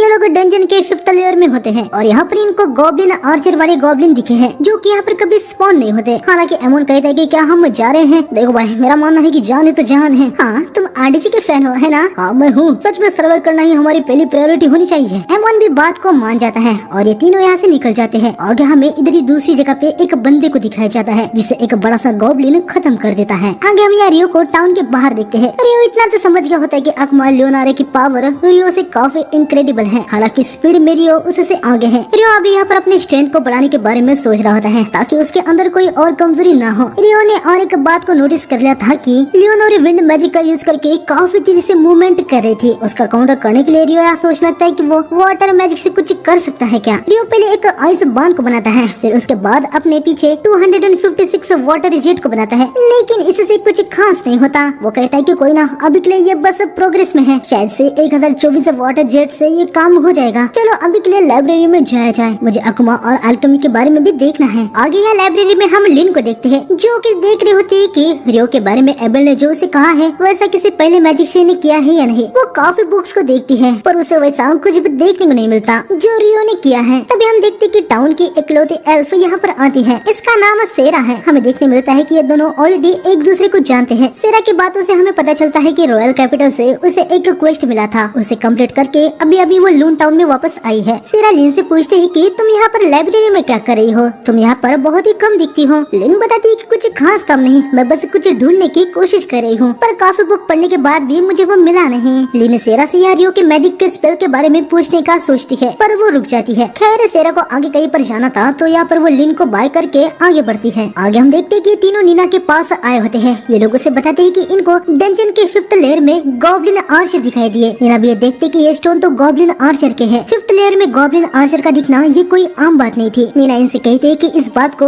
उसे तुरंत गिल्ड मास्टर को बताना पड़ेगा। यहाँ पर गिल्ड मास्टर पे हैरान हो जाते हैं कि गॉब्लिन 5th लेयर पे दिखाई दिए हैं। गॉब्लिन सिर्फ 10th लेयर के बाद ही दिखाई देते हैं। 5th लेयर पे गॉब्लिन का दिखाई देना, इससे गिल्ड मास्टर समझ जाते हैं कि ये ग्रेट टिडल बोर का साइन है। गिल्ड मास्टर नीना से पूछते कि टाउन में अभी कितनी बी रैंक की पार्टीज है। नीना बताती है कि क्रिम्सन सॉर्ड और व्हाइट ब्रिगेड, ये 2 बी रैंक की पार्टीज अभी टाउन में है। गिल्ड मास्टर कहते हैं कि उन दोनों पार्टीज को यहाँ पर बुलाया जाए। थोड़ी देर बाद हम देखते हैं कि दोनों पार्टीज यहाँ पर आ गई होती है। क्रिम्सन पार्टी को तो हम ऑलरेडी जानते हैं, ये है फिलिप्स, व्हाइट ब्रिगेड पार्टी का लीडर। आगे गिल्ड मास्टर इनको भी बता देता है कि आर्चर गॉब्लिन 5th लेयर पर दिखाई दिए हैं। एबल पूछता है कि ये बात कितनी सच है। गिल्ड मास्टर बताता है कि ये बात 100% सच है। जो एडवेंचरर 5th लेयर में गए थे, वो वहाँ से अपने साथ आर्चर गॉब्लिन के स्टोन लेके आए हैं। इंटेल अब 100% सच था, तो फिलिप्स गिल्ड मास्टर से पूछता है कि वो क्या चाहते हैं कि ये लोग क्या करें। गिल्ड मास्टर बताता है कि इन दोनों पार्टीज को डंजन में जाके वेरीफाई करना है कि क्या वहाँ पर ग्रेट टिडल बोर के साइंस है। लास्ट ग्रेट टिडल बोर 10 साल पहले हुआ था, तो वो फिर से अभी हो सकता है। और गॉब्लिन आर्चर का 5th लेयर पे दिखाई देना, ये उसके अर्ली साइंस में से है। गिल्ड मास्टर कहता है कि इनको इस क्वेस्ट के लिए 100 गोल्ड कॉइन्स एडवांस में मिलेंगे, 200 गोल्ड कॉइन्स क्वेस्ट के कंप्लीशन पे मिलेंगे। फिलिप्स पूछता है कि अगर great tidal bore already starting phase में हो गया तो वो लोग क्या करें। गिल्ड मास्टर बताता है कि अगर ऐसा होता है तो उनको इसके बारे में कंफर्म करके तुरंत डंजन के बाहर आना है। इनके बाहर आते ही वो डंजन के एंट्रेंस को बंद कर देंगे और डबल वॉल्स को लगा देंगे। फिर गिल्ड और रीजनल नाइट्स मिलके वहाँ पर डिफेंसिव एक्शन लेंगे। इस क्वेस्ट के बारे में गिल्ड मास्टर ने ऑलरेडी टाउन के लॉर्ड को बता दिया होता है। ये दोनों पार्टीज इस क्वेस्ट को लेने के लिए तैयार हो जाती है। इनको कल क्वेस्ट के लिए जाना है। गिल्ड मास्टर ने ऑलरेडी गिल्ड में नोटिस जारी कर दी होती है कि कल डंजन बंद रहेगा। अगले दिन रियो इन सभी से कहता है कि वो नॉर्थ साइड के बड़ी सी लाइब्रेरी में जा रहा है, वहाँ पर उसे अल्केमी के बारे में जानना है। रियो को कहता है कि उस लाइब्रेरी में डी रैंक के ऊपर से ही जा सकता है, और रियो ऑलरेडी डी रैंक पे है तो उसे कोई भी प्रॉब्लम नहीं होगी। एमोन कहता है कि कहाँ जाता है, वहाँ पर फॉरबिडन टेक्स्ट भी है। ये सुनते रियो बहुत ही ज्यादा एक्साइटेड हो जाता है। हालांकि इटो बताता है कि सिर्फ बी या उससे ज्यादा हाई रैंक वाले ही उनको एक्सेस कर सकते हैं। ये सुन के रियो की एक्साइटमेंट टूट जाती है। खैर वो यहाँ से निकल पड़ता है। आगे हम देखते कि रियो यहाँ लाइब्रेरी में आता है। वो देखता है कि लाइब्रेरी तो बहुत ही ज्यादा बड़ी है। रियो समझ जाता है कि जो बुक्स उसे चाहिए उसके बारे में उसे किसी से यहाँ पर पूछना होगा। रियो अगले फ्लोर पर आता है। हम देखते कि सेरा यहाँ पर होती है। फिर से इन दोनों की नजरें एक दूसरे से मिलती है। आगे हमें इनको दिखाया जाता है, ये सभी डंजन के पास आ गए होते हैं। इन लोगों ने इस क्वेस्ट में सिर्फ सिया उसे हाई रैंक के एडवेंचर को ही लाया होता है। गिल्ड मास्टर या डंजन के दरवाजे को ओपन करने जा रहे होते हैं, लेकिन एबल उनको रोकता है। वो बताता है कि उसे कुछ बैड फीलिंग आ रही है। डंजन की पहली लेयर को स्कैन करने के लिए एबल लिन को अपने विंड मैजिक का यूज करने को कहता है। लिन इंचार्टेशन करके अपने विंड मैजिक को अंदर भेजती है और उसे यहाँ पर बहुत सारे आर्चर गॉब्लिन देखने को मिलते हैं। वो तुरंत इनको बताती है कि फर्स्ट लेयर में उसे 100 से भी ज्यादा आर्चर गॉब्लिन दिखाई दिए हैं। ये सुनने के बाद सभी के सभी बहुत ही ज्यादा पैनिक हो जाते हैं। ये समझ जाते हैं कि great tidal bore already start हो चुका है। गिल्ड मास्टर सभी को पीछे जाने को कहता है। डंजन के एंट्रेंस को बंद कर दिया जाता है। या गिल्ड में इन लोगों को पता चल गया होता है कि आज डंजन बंद है। तब यहाँ पर एक बंदा आता है और वो बताता है कि ग्रेट टिडल बोर स्टार्ट होने वाला है, मॉन्स्टर सरफेस पे आने वाले हैं। इमरजेंसी क्वेस्ट आया है जिसमें इन सभी को डंजन के फर्स्ट वॉल के ऊपर जाके वहाँ से मॉन्स्टर पे अटैक करना है। ये सभी उधर की तरफ निकल पड़ते हैं। यहाँ सेरा रियो से पूछते हैं कि अच्छा तो तुम एक एडवेंचरर हो। हाँ मेरा नाम सेरा है, तुमसे मिलके अच्छा लगा। हाँ मेरा नाम रियो है, मैं एक एडवेंचरर हूँ। मुझे फीलिंग थी कि हाँ फिर से मिलेंगे। हाँ लाइब्रेरी में कैसे आना हुआ, क्या तुम कुछ ढूंढ रहे हो? हाँ मैं आपको मेरा मतलब अल्केमी के बुक्स को ढूंढ रहा हूँ। अल्केमी, हाँ कितना अनयूजुअल है। बात यह है कि मैं गोलेम को क्रिएट करना चाहता हूँ।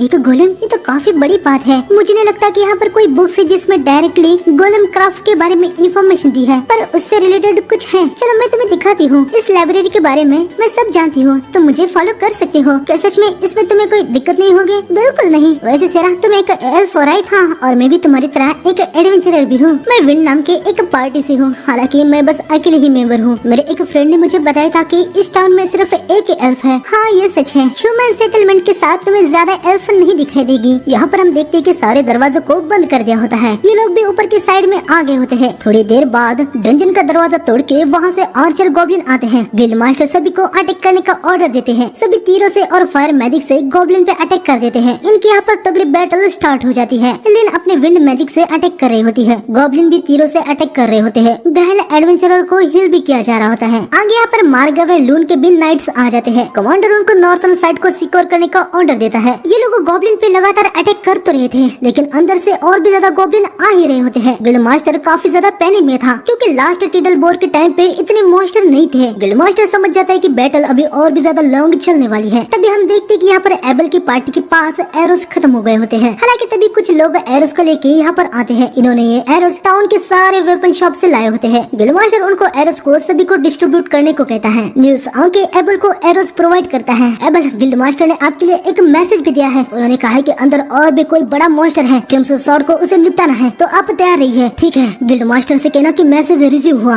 Okay, good luck. आगे हम देखते कि ईटो भी यहाँ पर हीलिंग दे रहा होता है और एमोन भी एरोस को सप्लाई कर रहा होता है। आगे शाम हो जाती है। हम देखते हैं कि काफी सारे गॉब्लिन्स को खत्म कर दिया होता है। अभी कुछ बाकी थे। गिल्ड मास्टर क्रिम्सन सॉर्ड और व्हाइट वेरिएंट पार्टी को फील्ड में जाने को कहता है। ये सभी ग्राउंड पर आ जाते हैं। एबल और फिलिप्स बचे हुए गॉब्लिन पर अटैक कर देते हैं। हम देखते कि यहाँ पर मेज गॉब्लिन भी होता है, वो इन पे अटैक कर रहा होता है। ये दोनों अटैक को डॉज करते हैं। पीछे वारेन अटैक को ब्लॉक कर देता है। आगे व्हाइट ब्रिगेड पार्टी की मेंबर शीना अपने अर्थ मैजिक का यूज करके गॉब्लिन के सामने एक क्ले वॉल बना देती है और फिर ये दोनों जंप लगा के इन दोनों को खत्म कर देते हैं। लेकिन इसके तुरंत बाद डंजन के अंदर से 3 गॉब्लिन जनरल आते हैं। ये देखने के बाद ये लोग समझ जाते हैं कि इन जनरल के बाद अंदर एक गॉब्लिन किंग भी होगा। एबल कहता है कि वो और फिलिप्स एक एक जनरल को संभाल लेंगे। लिन और शीना बचे हुए एक को देख लेना। किंग के आने से पहले इनको जनरल को खत्म करना ही होगा। एबल जनरल गॉब्लिन पे अटैक करने के लिए जाता है। गॉब्लिन उस पे ही अटैक करता है। हालांकि एबल उसके अटैक को डॉज कर दिया होता है। या फिलिप्स गॉब्लिन के अंदर अपने स्पेयर को घुसा देता है। पीछे से लिन अपने लाइट हेवलिन स्पेयर से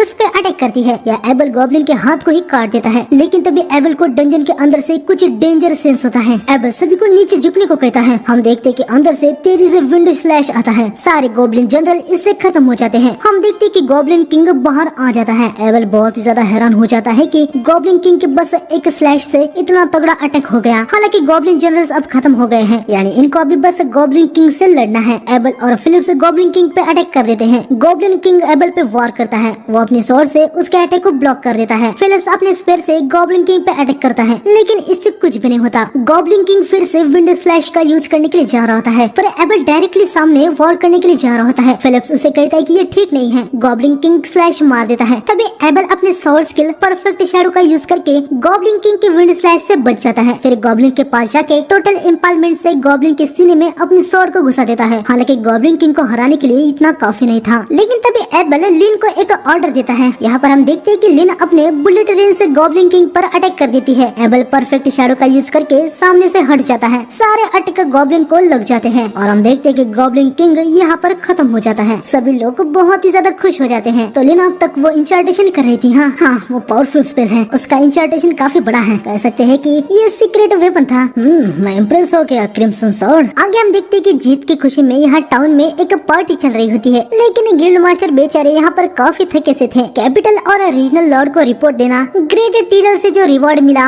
साथ ही जिन एडवेंचर पार्टी में उसमें हिस्सा लिया था उनको पेमेंट देना, ग्रेट टीडल की वजह से जो डैमेज हुआ है उसको रिस्टोर करना, गिल्ड को चलाते हुए ये सब कामों को गिल्ड मास्टर को ही निपटाना था। साथ ही जो कुछ भी हुआ है उसे स्टडी करने के लिए रॉयल कैपिटल से रिसर्चर्स भी आने वाले होते हैं। गिल्ड मास्टर समझ नहीं पा रहे थे कि वो इतनी जल्दी क्यों आ रहे हैं, क्योंकि गिल्ड मास्टर ने डंजन को 1 मंथ के लिए सील कर दिया था। खैर, यह पार्टी में हम देखते हैं कि रियो भी आ गया होता है। उसे कुछ समझ नहीं आ रहा होता कि भाई यहाँ पर ये पार्टी किस लिए है। रियो को कुछ भी पता नहीं था कि टाउन में आखिर क्या क्या हुआ। खैर, आगे ये तीनों उसको बताते हैं कि आखिर क्या क्या हुआ है। ये लोग एबल की काफी तारीफ कर रहे थे। साथ ही ये हैरान थे कि एबल ने अचानक से ही लिन के बुलेट ट्रेन के अटैक को कैसे डॉज किया था। तभी एबल आता है और इनको बताता है कि वो परफेक्ट शैडो स्वॉर्ड स्किल थी। वो एक ऐसी टेक्निक है जो रेंज वाले किसी भी अटैक को डॉज कर सकती है, मैजिक को भी। आगे यहाँ पर ये बाकी के सभी भी आते हैं। लिन फाइनली डायरेक्टर रियो से पूछते कि क्या वो एयर में आइस वाले मैजिक को कास्ट कर सकता है। रियो कहते हैं कि हाँ, हालांकि 40 मीटर अभी के लिए उसकी लिमिट है। लिन कहते हैं कि ये तो कमाल की बात है, कोई भी ऐसा नहीं कर पाता। क्या ये तुम्हारी ओरिजिनल स्पेल है? लेकिन रियो को पता नहीं होता है कि ये ओरिजिनल स्पेल क्या होता है। लिन बताती है कि ज्यादातर मैजिक ऑलरेडी जो इंचार्टेशन होते हैं उनको रिसाइंट करके तैयार होते हैं। पर रियो लिन से कहता है कि मेरा मानना है इंचार्टेशन तो पर्सनल प्रेफरेंस से आते हैं, हर किसी की अलग अलग स्टाइल होती है। ये सुनने के बाद लिन काफी ज्यादा हैरान हो जाती है। ऐसी बात उसने कभी सोची नहीं थी। आगे रियो नील्स और बाकियों के साथ खाना खाने के लिए चला जाता है। लिन समझ नहीं पा रही होती कि लियो अपनी मर्जी से कास्टिंग कैसे कर लेता है, क्योंकि ऐसा करना ये बियॉन्ड की बात है। अगले दिन हम तीनों को गिल्ड में देखते हैं। रियो भी इधर ही आता है। वहीं से पूछता है कि आज वो काम पे नहीं जा रहे हैं। नील्स बताते हैं कि अभी डंजन बंद है, हैं तो हमारे पास काम करने के लिए कुछ भी नहीं है। रियो को अपने अल्केमी के लिए मैजिक कॉपर और चाहिए था, पर विलेज में वो सब कुछ सोल्ड आउट हो गया था। इनके पास कुछ काम नहीं है तो रियो उनको कहता है कि अगर वो कहीं से मैजिक कॉपर और को लाते हैं तो रियो इनको हायर कर सकता है। यूटो बताता है कि रूसी नाम के एक विलेज के पास अबंडेंट माइन है,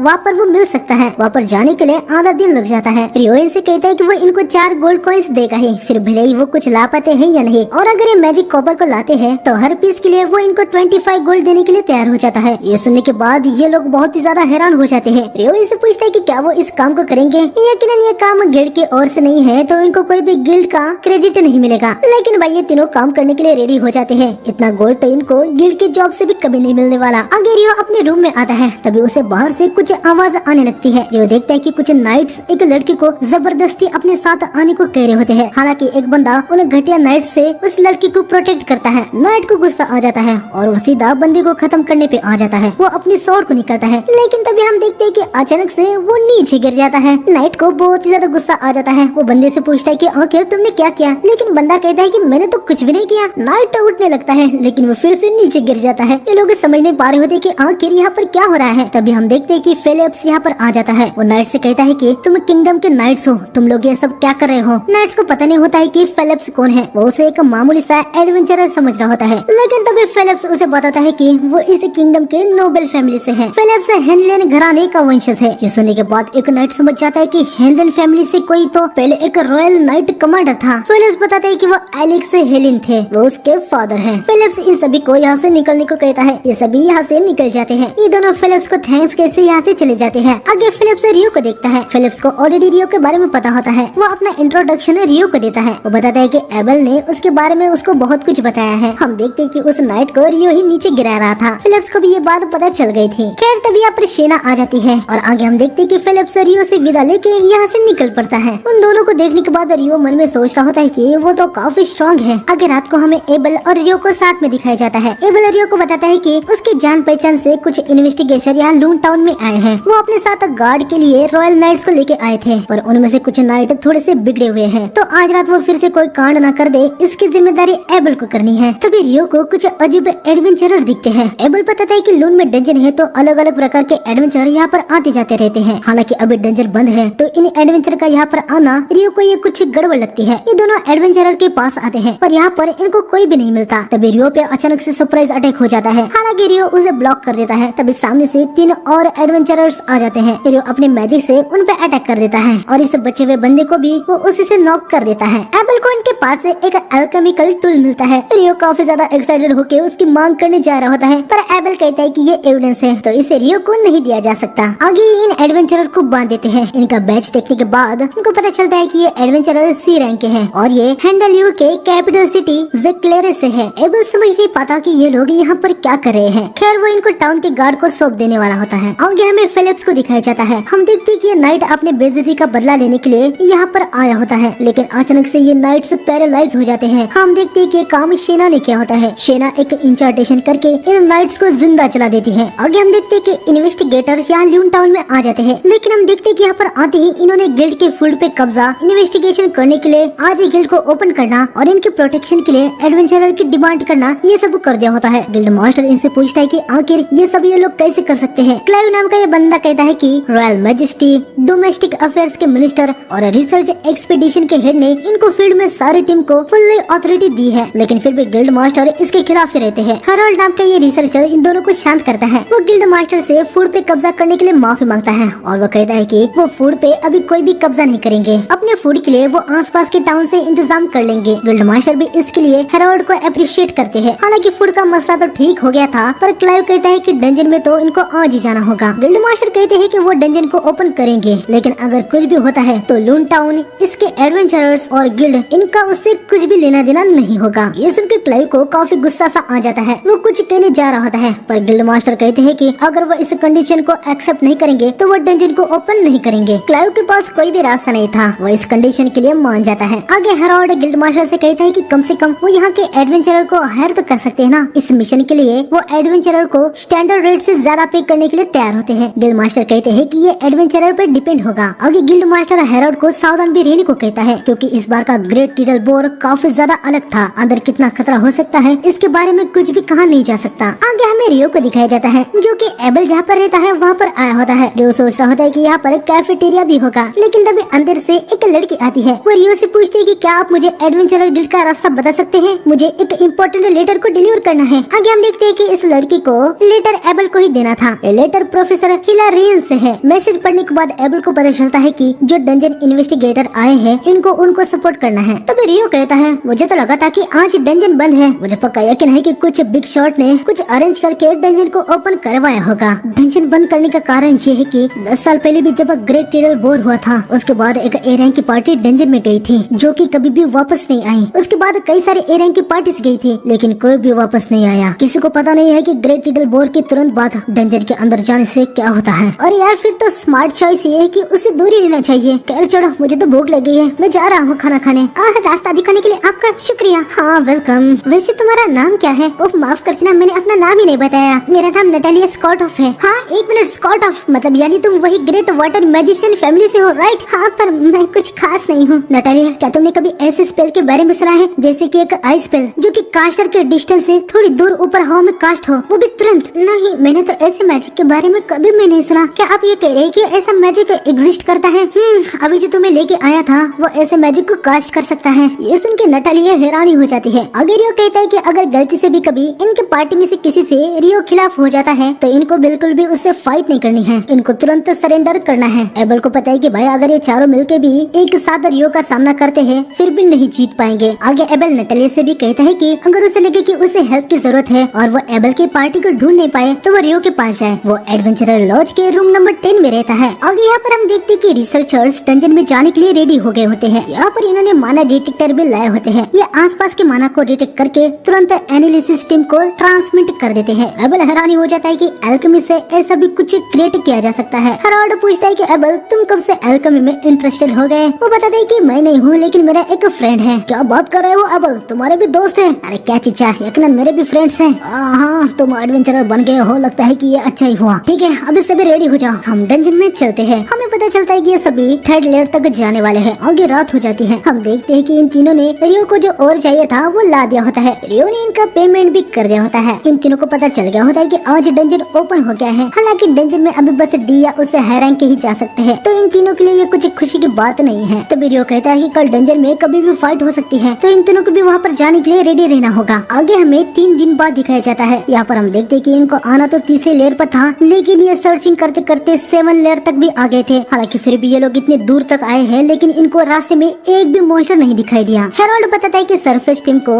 उन्होंने यहाँ का जो माना रेडिएशन भेजा है उनको भी कुछ अनयूजुअल डिटेक्ट नहीं हुआ है। एबल कहता है कि शायद से इनको और डीप जाना होगा। एबल देखता है कि रॉयल सेंट्रल यूनिवर्सिटी वाले जिसमें क्लाइव और उसके बंदे हैं वो काफी तेजी से आगे बढ़ रहे हैं। रिया उसे बताते हैं कि वो लोग ग्रेट टिडल बोर के मॉन्स्टर से जुड़ी हुई अपने एक थ्योरी पे काम कर रहे हैं। उनको लगता है कि 38 लेयर के नीचे ग्रेट टिडल बोर के मॉन्स्टर आते हैं। क्या ये सच में सच है रिया? मेरे कोवर्कर ने तो मुझे यही बताया है। कोवर्कर तुम्हारा मतलब रॉयल सेंट्रल टेम्पल जहाँ तुम पहले प्रेस्टिज थी? क्या सच में उनको ऐसी बातों को शेयर करना चाहिए? अरे कोई भी दिक्कत नहीं है। आगे हमें गिल्ड में दिखाया जाता है जहाँ गिल्ड मास्टर ने सभी ई और एफ रैंक के एडवेंचरर को यहाँ पर बुलाया होता है। अब ये लोग डंजन में इन्वेस्टिगेटर के साथ नहीं जा सकते तो इनके पास अभी कोई काम भी नहीं है। गिल्ड मास्टर बताता है कि दूसरे टाउन से यहाँ पर फूड आ रहा है। जो लोग फूड को ला रहे हैं उनको सुरक्षा देने का काम व्हाइट ब्रिगेड पार्टी कर रही है। हालांकि सुरक्षा के लिए और भी लोग चाहिए, तो अगर इनमें से कोई भी इस काम को करना चाहता है तो कर सकता है। आगे गिल्ड मास्टर इनसे कहता है कि अगर तुम में से किसी को कुछ सवाल पूछना है तो पूछ सकते हो। रियो पूछता है कि ग्रेट टिडल बोर में से जो मॉन्स्टर मैजिक स्टोन मिले हैं वो किस कलर के हैं? गिल्ड मास्टर बताते हैं कि ग्रेट टिडल में से जो भी मॉन्स्टर मिले हैं चाहे वो जनरल हो या किंग हो उन सभी के मैजिक स्टोन का कलर पेल था। ये सुन के रियो थोड़ा सा हैरान सा हो जाता है। और यहाँ हमें डंजन में दिखाया जाता है। क्लाइव को यहाँ एक अजीब सा गेट दिखाई देता है। क्लाइव अपने बंदों को तुरंत इसको एग्जाम करने को कहता है। जैसे ही बंदा गेट को एग्जाम करता है हम देखते कि ये सभी कहीं पे टेलीपोर्ट हो जाते हैं। बाहर नटालिया को भी उनसे जो रीडिंग मिल रही थी वो वैनिश हो जाती है। यहाँ पर हम देखते कि ये लोग कुछ अलग ही जगह पर आ गए होते हैं। आसपास का माहौल देखने के बाद ये लोग समझ जाते कि ये लोग कहीं पे टेलीपोर्ट हो चुके हैं। इस जगह की दूसरी साइड में यहाँ पर हम क्लाइव और उसके बंदों को भी देखते हैं। ये लोग भी समझ चुके होते हैं कि ये लोग टेलीपोर्ट हो चुके हैं। क्लाइव अपने बंदे को इस जगह को एग्जाम करने को कहता है। क्लाइव अपने मन में कहता है कि मेरी जो 38 लेयर पे ग्रेट टिडल के मॉन्स्टर होने की थ्योरी थी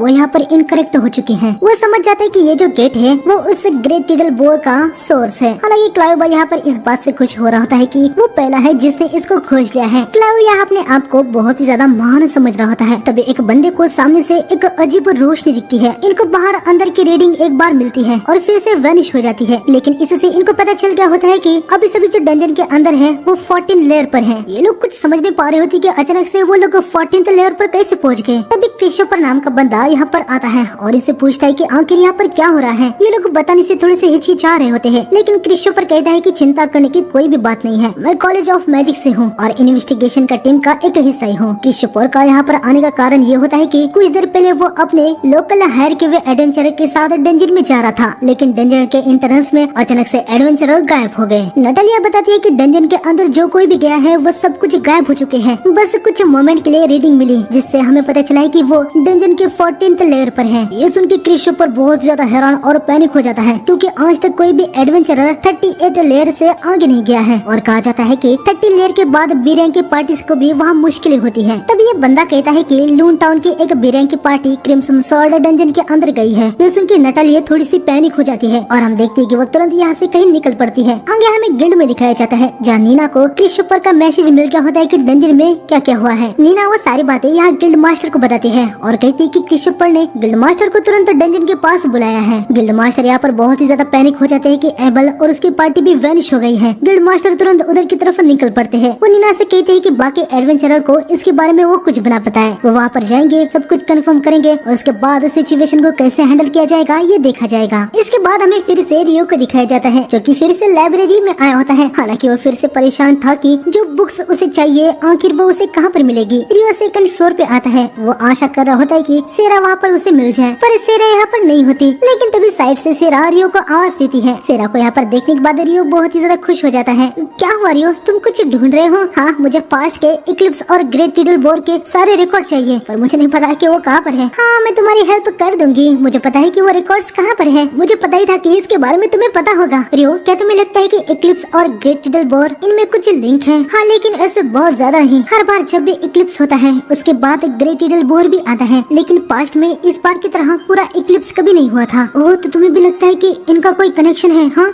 लेकिन मुझे भी तुम्हारी तरह फुल्ली गारंटी नहीं है। हालांकि रियो, मैं इस बात से क्यूरियस हूँ कि तुम्हें ऐसा क्यों लगता है कि इन दोनों में कोई कनेक्शन हो सकता है? कुछ खास नहीं, बस ऐसे ये बात मेरे दिमाग में आ गई। रियो अपने मन में कहता है कि यार मैं सेरा को ये नहीं बता सकता कि इक्लिप्स के टाइम पे मैं एक अकुमा से लड़ रहा था। हम देखते कि रियो यहाँ पर टॉपिक को चेंज करता है। वो पूछता है कि सेरा, क्या तुम्हें मैजिक स्टोन की विविडनेस का कलर चेंज होने के बारे में कुछ पता है? सेरा भी भाई यहाँ पर लियो को टॉपिक चेंज करने देती है। वो उसे बताती है कि हाँ, उसे पता है कि मैजिक स्टोन की विविडनेस कैसे चेंज होती है। जितना ज्यादा कोई भी मॉन्स्टर जीता है उसका मैजिक स्टोन उतना ही ज्यादा विविड बन जाता है। हाँ क्या? लेकिन ग्रेट टिडल बोर में जितने भी मॉन्स्टर मारे गए थे उनके मैजिक स्टोन का कलर विविड नहीं बल्कि पेल था। पेल का मतलब यहाँ पर यह है कि ज्यादा विविड ना होना, यानी इसका मतलब ये है कि ग्रेट टिडल बोर में जो मॉन्स्टर आए थे वो न्यूली रिस्पॉन हुए मॉन्स्टर थे। रियो इस बात को समझ नहीं पा रहा होता कि ग्रेट टिडल बोर में न्यू मॉन्स्टर कैसे आ गए, इसके बजाय तो ओल्ड वाले आने चाहिए थे। रियो को लग रहा होता है कि मॉन्स्टर को आर्टिफिशियली तैयार किया जा रहा है, पर ऐसा करने के लिए बहुत ही ज्यादा एनर्जी लगती है। सीरा रियो से कहती है कि ऐसी मिस्ट्रीज की यहाँ पर कोई भी कमी नहीं है। यहाँ पर हम देखते हैं कि इन लोगों को अभी भी कुछ समझ नहीं आ रहा होता है कि आखिर ये लोग कहाँ पर हैं। हालांकि कम से कम इनके इंस्ट्रूमेंट चल रहे होते हैं। बंदा कहता है कि सरफेस टीम को पता चल गया होगा कि आखिर ये लोग कहाँ पर हैं। इस सुनने के बाद लिन काफी खुश हो जाती है। उसे राहत मिलती है कि कम से कम वो लोग अभी जल्दी हेल्प भेजेंगे। हालांकि हराउड को यहाँ का एटमॉस्फेयर कुछ अच्छा नहीं लग रहा था। वो रिया से पूछता है कि क्या उसे इस एटमॉस्फेयर को देख के कुछ याद आ रहा है। रिया आसपास ध्यान से देखने लगती है और बताते है कि ये जगह सेंचुरी स्क्वायर के आइसलैंड वाली जगह की तरह है। हाँ, सेंचुरी स्क्वायर, ये तो एक ऐसी स्पेल है ना जो हाईएस्ट रैंक के प्रीस्ट ही कास्ट कर सकते हैं। हाँ, वो एक अल्टीमेट डिफेंसिव मैजिक है। उसे डिवाइन मिरेकल कंसीडर किया जाता है। कहा जाता है कि ये एक ऐसा प्रोटेक्शन है जो सारे ऑफेंसिव स्पेल और फिजिकल अटैक को डिफ्लेक्ट कर देता है। ये लोग समझ जाते हैं कि अभी ये लोग किसी प्रकार के बैरियर में ट्रैप हो चुके हैं। साथ ही इनको कुछ पता नहीं है कि ये जगह कितनी बड़ी है और इसका एज कहाँ पर होगा। एबल लिन से पूछते हैं कि क्या तुम अपने मैजिक का यूज करके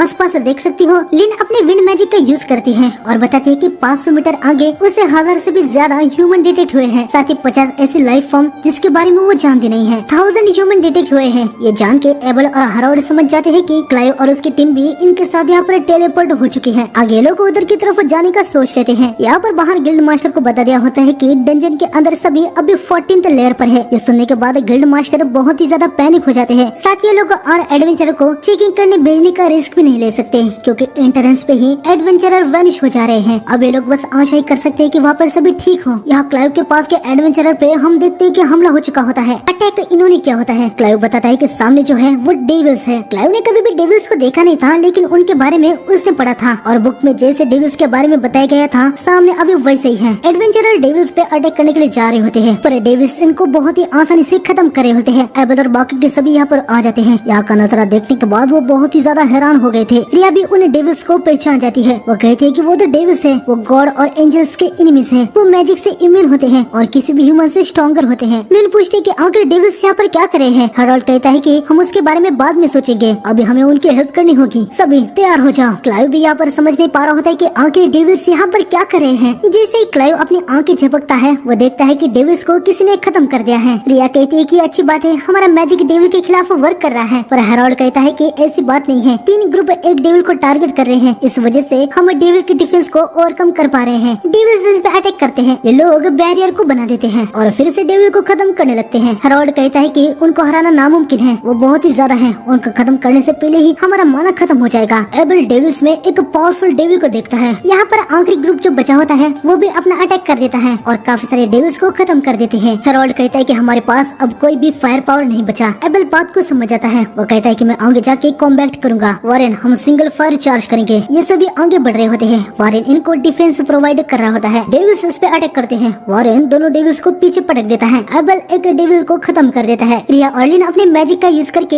एक और डेविल को खत्म कर देती है। इनके ऊपर डेविल का अटैक होने लगता है, पर वॉरेन इनको प्रोटेक्ट करता है। आगे सभी मिलके और भी काफी सारे डेविल्स को खत्म करते हैं, लेकिन तभी लिन का माना खत्म होने की वजह से वो बहुत ही ज्यादा थक जाती है और नीचे गिर जाती है। रिया कहती है कि लिन का माना खत्म हो चुका है, हमें कवर की जरूरत है। एबल पूछते है कि क्या मैजिक पोशन बचा है। रिया कहती है कि नहीं। वॉरेन इनको कवर देता है। एबल देखता है कि अभी भी 6 डेविल्स बाकी हैं। तभी रिया कहती है कि एबल उनका बॉस डीमन प्रिंस लग रहा है, उसके अलग कलर्ड आईज ये डीमन प्रिंस होने के ट्रीट में से एक है। एक डीमन प्रिंस, हाँ यानी एक डीमन लॉर्ड जो अभी पूरी तरीके से अवेक नहीं हुआ है ना। हाँ वो अभी इमेच्योर डीमन लॉर्ड फॉर्म में है। कहा जाता है कि ऐसे 4 एक साथ एग्जिस्ट करते हैं और उनमें से कोई एक डीमन लॉर्ड बन जाता है। रिकॉर्ड्स को देखा जाए तो सिर्फ एक ही हीरो था जो उस जैसे को हरा पाया था। ये सब सुनने के बाद एबल समझ जाता है कि डीमन प्रिंस तो बहुत ही पावरफुल है, लेकिन फिर भी एबल आगे बढ़ता है और 2 डेविल्स को खत्म कर देता है। तभी डीमन प्रिंस वॉरेन और इन पे अटैक करके इनको बैटलफील्ड से साइड में कर देता है। एबल समझ जाता है कि डीमन प्रिंस उसके साथ 1-on-1 फाइट करना चाहता है। एबल भी रेडी हो जाता है, लेकिन तभी हम देखते हैं कि डीमन प्रिंस बहुत ही तेजी से एबल के पास आता है। एबल पैनिक होकर अपने स्वॉर्ड को आगे करता है। डीमन एबल पे हल्का सा अटैक कर देता है और उसे पीछे कर देता है। एबल सोच में पड़ जाता है कि ये तो बहुत ही फास्ट और स्ट्रॉन्ग है, इस पे अटैक करने का मुझे कोई रास्ता ही नहीं दिख रहा। तभी डीमन प्रिंस पे अटैक होने लगता है। हम देखते हैं कि ये क्लाइव ने क्या होता है। हालांकि डीमन प्रिंस को इससे कुछ भी नहीं हुआ होता। रिया कहती है कि हमारे स्पेल डिफ्लेक्ट हो चुके हैं। तभी ये पीछे वाले बचे हुए डीमन बाकी एडवेंचरर पे अटैक कर देते हैं। हम देखते हैं कि क्लाइव का बैरियर टूट जाता है और बाकी के जैसे जैसे अटैक से बच रहे होते हैं। डीमन प्रिंस तेजी से एबल पे अटैक करने के लिए आ जाता है। एबल अपनी स्वॉर्ड स्किल 0 टर्न का यूज करके डीमन को खत्म करने का ट्राई करता है, लेकिन वो इसमें फेल हो जाता है और डीमन एबल को एक पंच जड़ देता है। रिया बहुत ज्यादा पैनिक हो जाती है। डीमन प्रिंस यहाँ एबल को खत्म करने के लिए जा रहा होता है, लेकिन तभी यहाँ पर रियो आ जाता है। हम देखते हैं कि डीमन प्रिंस दूर हो गया होता है। और एबल सब कुछ ठीक तो है ना? अब यार तुम यहाँ पर क्या कर रहे हो? लेकिन तुम्हें बचाने के लिए आया हूँ यार, सच में लगा नहीं था कि मैं तुम्हें कभी ऐसा हालत में दिखूंगा। अबे चुप हो जा, मेरा बस थोड़ा सा पैर फिसल गया था। आखिर वो कौन है? उनको मैं देख लूंगा। एबल तुम पीछे हट जाओ। रियो रुक जाओ, वो एक डीमन प्रिंस है। डीमन प्रिंस मतलब किसी डीमन का बेटा? क्या मजाक मत करो यार, उसके जैसा कमजोर डीमन लॉर्ड का बेटा है। Demon Prince immature demon Lord होते हैं। अच्छा तो इसका मतलब वो एक बेबी डीमन है। हाँ तभी ही इतना कमजोर लग रहा है। कमजोर? अबे यार तुम ये क्या कर रहे हो? डेविल रियो पे अटैक कर देते हैं, पर वो अपने आइस लांस का यूज करके अटैक को डिस्ट्रॉय कर देता है। इसके बाद अपने वो वाटर जेट का यूज करके तीनों डीमन को खत्म कर देता है। फिर आगे डीमन प्रिंस के सामने जाके अपने स्वॉर्ड को निकालता है और वो कहता है तो मामू रेडी हो ना, चलो इसे खत्म करते हैं। इसके बाद हमें थोड़ी देर पहले का सीन दिखाया जाता है जब नटालिया भागी थी। हम देखते कि वो यहाँ रियो के रूम के पास उसे ढूंढने के लिए आई थी, लेकिन वो यहाँ पर नहीं होता। इटो नटालिया को बताता है कि रियो नॉर्थन साइड के एक बड़ी सी लाइब्रेरी में होगा। नटालिया तुरंत उधर की तरफ निकल पड़ती है और आगे रास्ते में ही उसे रियो मिल जाता है। नटालिया रियो को सब कुछ बता देती है कि आखिर डंजन में क्या क्या हुआ। ये सुनते ही रियो आइस से एक गाड़ी बनाता है और तेजी से डंजन की ओर निकल पड़ता है। ये लोग डंजन के पास आ जाते हैं। रियो नटालिया से पूछता है कि आखिरकार वो हेल्प के लिए उसके पास ही क्यों आई। नटालिया बताती है कि एबल ने उसे कहा था कि अगर कोई इमरजेंसी हो और एबल पास ना हो तो वो रियो के पास आए। आगे रियो सीधा यहाँ डंजन में घुस रहा होता है। गार्ड्स उसे कहते हैं कि डंजन में अभी किसी का भी जाना मना है, लेकिन रियो इनके साइड में एक वॉल बना के सीधा अंदर घुस जाता है। रियो को नटेली से पता चल गया था कि एबल और बाकी के सब 40 लेयर पर हैं और एक एक करके लेयर से वहाँ पर जाना ये काफी ज्यादा टाइम लगने वाला था। इसलिए रियो अपने वाटर जेट का यूज करके जमीन को ही तोड़ता चला जाता है और ऐसे करते वो 40 लेयर पर आ जाता है। डीमन प्रिंस या रियो पे बहुत ही तेजी से अटैक करता है, लेकिन रियो के लिए ये स्पीड बहुत ही कम होती है। हम देखते कि रियो उसके सर को ही काट देता है। रियो की मूव देखने के बाद एबल बहुत ही ज्यादा हैरान हो जाता है, लेकिन तभी हम देखते कि डीमन प्रिंस अपने सर को फिर से जोड़ लेता है। रियो कहता है कि चलो देखते हैं आखिर तुम कितना रीजनरेशन कर सकते हो। रियो 256 अब्रेसिव जेट को कास्ट कर देता है और लगातार डीमन प्रिंस पे अटैक करता रहता है। हम देखते कि डीमन प्रिंस का मैजिक स्टोन भी टूट जाता है और वो जम के खत्म हो जाता है। एबल भाई बहुत ही ज्यादा हैरान हो जाता है कि रियो ने डीमन प्रिंस का मैजिक स्टोन तक तोड़ दिया। एबल रियो को थैंक्स देता है, लेकिन रियो कहता है कि भाई थैंक्स से कुछ नहीं होने वाला, एबल को उसे कैफेटेरिया से डिनर करवाना होगा। एबल कहता है कि बिल्कुल, वो तो रियो को पूरे एक वीक के लिए डिनर करवाएगा। तभी हम देखते कि रिया आके एबल को गले लगाती है। यकीनन उसे एबल की बहुत ज्यादा चिंता हो गई थी। आगे आर्थर या रियो को अपना इंट्रोडक्शन देता है। इसका नाम हरोल्ड नहीं बल्कि आर्थर है। इन सभी की जान बचाने के लिए आर्थर रियो को थैंक्स कहता है। आगे रियो देखता है कि यहाँ पर तो काफी सारे लोग मारे गए हैं। आर्थर कहता है कि ज्यादातर लोग नहीं बच पाए। एबल रियो से कहता है कि चलो हम डेविल्स के मैजिक स्टोन को निकालते हैं। यहाँ पर जितने भी लोग मारे गए हैं हम उनकी फैमिली को बराबर मनी स्प्लिट करके देंगे। रियो कहता है कि हाँ ठीक है, लेकिन तभी रियो पूछता है कि डेविल्स आखिर ये क्या है। एबल बताता है कि इनका भी डेविल्स से पहली बार ही सामना हुआ था। सेंट्रल प्रोविंस में 100 सालों से डेविल्स दिखाई नहीं दिए थे। तभी रियो सोचने लगता है कि लियोनारे ने भी अपने आप को अकुमा कंसिडर किया था, क्या उनमें और इन डेविल में कुछ अंतर है। एबल रियो से पूछता है कि आखिर वो क्या सोच रहा है। रियो बताता है कि 39 लेयर से जब वो यहाँ नीचे आ रहा था तब 39 लेयर पे उसने जांच स्पेल को कास्ट किया था। उसे वहाँ पर कुछ और नोटिस हुआ। वो स्टेयर के पास से होता है तो जाते समय ये लोग उसे देखने का सोच लेते हैं। आगे हमें थोड़ी देर बाद दिखाया जाता है जब इन्होंने डेविल्स के सारे मैजिक स्टोन को निकाल दिया होता है। डेविल्स के मैजिक स्टोन को देखने के बाद ये लोग काफी ज्यादा हैरान थे, क्योंकि फर्स्ट टाइम ही इन्होंने इसे देखा होता है। आर्थर कहता है कि जब वो यंग था उसका एक डेविल से सामना हुआ था, हालांकि वो उसे स्लैश नहीं कर पाया था। तो यहाँ पर आर्थर भी डेविल के स्टोन को पहली बार ही देख रहा है। रिया भी बताती है कि सेंट्रल प्रोविंस में डेविल के मैजिक स्टोन के बारे में कोई भी रिकॉर्ड्स नहीं है। आर्थर बताता है कि डेविल्स अचानक से ही कहीं पे और कभी भी अपीयर हो जाते हैं, इसलिए कहा जाता है कि डेविल्स के पास स्पेस टाइम मैजिक है। ये सुनने के बाद रियो को भाई और भी ज्यादा शक होने लगता है कि क्या अकुमा और डेविल्स के बीच में कोई कनेक्शन है। खैर इसके बाद हमें कहीं और पे ही एक दूसरी जगह पे एक पार्टी को दिखाया जाता है जिसमें एक हीरो भी था। हमें पता चलता है कि हीरो यहाँ पर डीमन लॉर्ड को खत्म करने के लिए आया होता है। यहाँ पर ये कुछ कांड करता है जिससे हम देखते हैं कि लियोनार यहाँ पर आ जाती है। आखिर यहाँ पर क्या चल रहा है, मैंने कुछ अजीब नोटिस किया तो सोचा कि देख लूं, पर ये तो बस एक मैन मेड अल्टर है। डीमन लॉर्ड वहीं पर रुक जाओ। हाँ डीमन लॉर्ड, तुम अभी यहाँ पर मरने वाली हो। क्या तुमने अभी मुझे डीमन लॉर्ड कहा? ये अल्टर एक ग्रेट सैक्रिफाइस से बना है। हमें पता है कि इसे लाइट करने से यहाँ पर डीमन लॉर्ड आएगा। और कौन हो भाई तुम जो यहाँ डीमन लॉर्ड को समन करने के लिए इतने आगे तक चले गए? मेरा नाम रोमन है और मैं एक हीरो हूँ। ये सुनने के बाद लियोनारे बहुत ही ज्यादा खुश हो जाती है। वो जानती है कि रोमन एक हीरो है, यानी वो स्ट्रॉन्ग होगा और लियोनारे को स्ट्रॉन्ग लोगों से फाइट करने में बड़ा मजा आता है। ये दोनों लड़ने के लिए तैयार हो जाते हैं, लेकिन अगले पल हम देखते हैं कि रोमन की बैंड बज जाती है। रोमन के साथ ही लियोनारे पे अटैक करने का सोच रहे होते हैं, लेकिन लियोनारे बहुत ही तेजी से उनके पीछे आती है और उनसे कहती है कि वो चाहे तो उस पे अटैक कर सकते हैं। लेकिन जैसे ही वो अटैक करते हैं लियोनारे भी अटैक करेगी। लियोनारे इन सब को ये करने के बजाय हीरो को बचाने का सुझाव देती है। आगे हम देखते हैं कि लियोनारे इस सैक्रेड ज्वेल के पास आती है। फाइट तो बोरिंग थी, लेकिन चलो इसे कलेक्ट करना ये भी एफर्ट्स को जस्टिफाई करता है। लियोनारे इस सैक्रेड ज्वेल को ले लेती है। रोमन कहता है डीमन लॉर्ड रुक जाओ। अरे हाँ और एक बात, मैं कोई डीमन लॉर्ड नहीं हूँ, झूठ मत बोलो, तुम बहुत ही ज्यादा स्ट्रॉन्ग हो। डीमन लॉर्ड के अलावा आखिर तुम क्या हो सकती हो? हाँ तुम्हें लगता है कि मैं तुम्हें इसका जवाब दूंगी? हाँ वैसे अगर तुम सभी उसके साथ मिल जाते हो तो शायद से अभी के डीमन लॉर्ड को हरा सकते हो। हाँ आखिर तुम क्या कहना चाहती हो? तुम्हें भी पता होना चाहिए कि ह्यूमन के बीच में एक ऐसा ह्यूमन है जो कि मेरे जितना पावरफुल या शायद से मुझसे भी ज्यादा पावरफुल है। क्या था उसका नाम? हाँ रियो। उसके साथ बैटल करने में मुझे बहुत ही मजा आया था। तो तुम डीमन लॉर्ड नहीं हो? करेक्ट, मेरा नाम लियोनारे है और तुम हीरो या जो कुछ भी हो तुम्हें तुम्हें और स्ट्रॉन्गर होना चाहिए, कम से कम जरा स्ट्रॉन्गेस्ट ह्यूमन तो बनो। वैसे भी हीरो से मेरा रोज सामना कहाँ हो पाता है, मुझसे भी ज्यादा स्ट्रॉन्गर ह्यूमन है। मैं तो कहूँगी कि वो तो तुमसे 10,000 टाइम स्ट्रॉन्गर है। इतना कहने के बाद लियोनारे यहाँ से चली जाती है। यहाँ पर हम देखते कि ये लोग ऊपर की तरफ निकल पड़ते हैं। आगे रियो को वो ऑब्जेक्ट भी दिख जाता है जो उसे सेंस हुआ था। आर्थर बताता है कि उसने आज तक ऐसा कुछ भी नहीं देखा। ये क्या है इसके बारे में उसे कुछ भी नहीं पता होता। थोड़ी देर पहले इसमें से माना साइंस आ रहे थे, लेकिन अभी वो भी वैनिश हो गए हैं। आर्थर इसे एक माना बैरियर बैग में डाल देता है, जिससे अगर उस अजीब बॉल के अंदर कोई माना बचा है तो वो बाहर लीक नहीं होगा और साथ ही बाहर से कुछ अंदर इफेक्ट नहीं करेगा। रियो पूछते हैं कि क्या आप इसे साथ ले जा रहे हैं। आर्थर बताता है कि बिल्कुल, क्योंकि उनके पास बस यही एक सबूत जैसा कुछ है। आगे ये सभी बाहर आ जाते हैं। गिल्ड मास्टर को यहाँ पर भाई एबल को ठीक देख के बहुत ही ज्यादा राहत मिलती है। खैर आगे गिल्ड मास्टर रियो से कहते हैं कि गार्ड्स ने मुझे कहा कि तुम उनके ऑर्डर को इग्नोर करके सीधा डंजन के अंदर चले गए। रियो भाई इसके लिए उनसे माफी मांगता है। तभी आर्थर गिल्ड मास्टर से कहता है कि वो रियो से ऐसे बात न करे, उसके वजह से ही ये सब जिंदा लौट पाए हैं। ये सुनने के बाद गिल्ड मास्टर हैरानी हो जाते हैं। वो पूछते हैं कि आखिर अंदर क्या हुआ। आर्थर कहते हैं कि चलो इसके बारे में मैं तुम्हें टेंट में अच्छे से बताऊंगा। रियो ने जो कुछ भी किया होगा उसके लिए गिल्ड मास्टर उसको थैंक्स कहते हैं। यह टेंट पे आने के बाद आर्थर गिल्ड मास्टर को बताता है कि डंजन में उनका सामना डेविल से हुआ, साथ ही वहाँ पर डीमन प्रिंस भी था। ये सुनने के बाद गिल्ड मास्टर काफी ज्यादा हैरान हो जाते हैं कि डेविल्स और डीमन प्रिंस होने के बावजूद ये सभी बच के वापस आ पाए। गिल्ड मास्टर को लग रहा होता है कि एबल और उसकी पार्टी ने सब डेविल और डीमन प्रिंस को संभाला होगा, लेकिन आर्थर बताता है ऐसा नहीं है।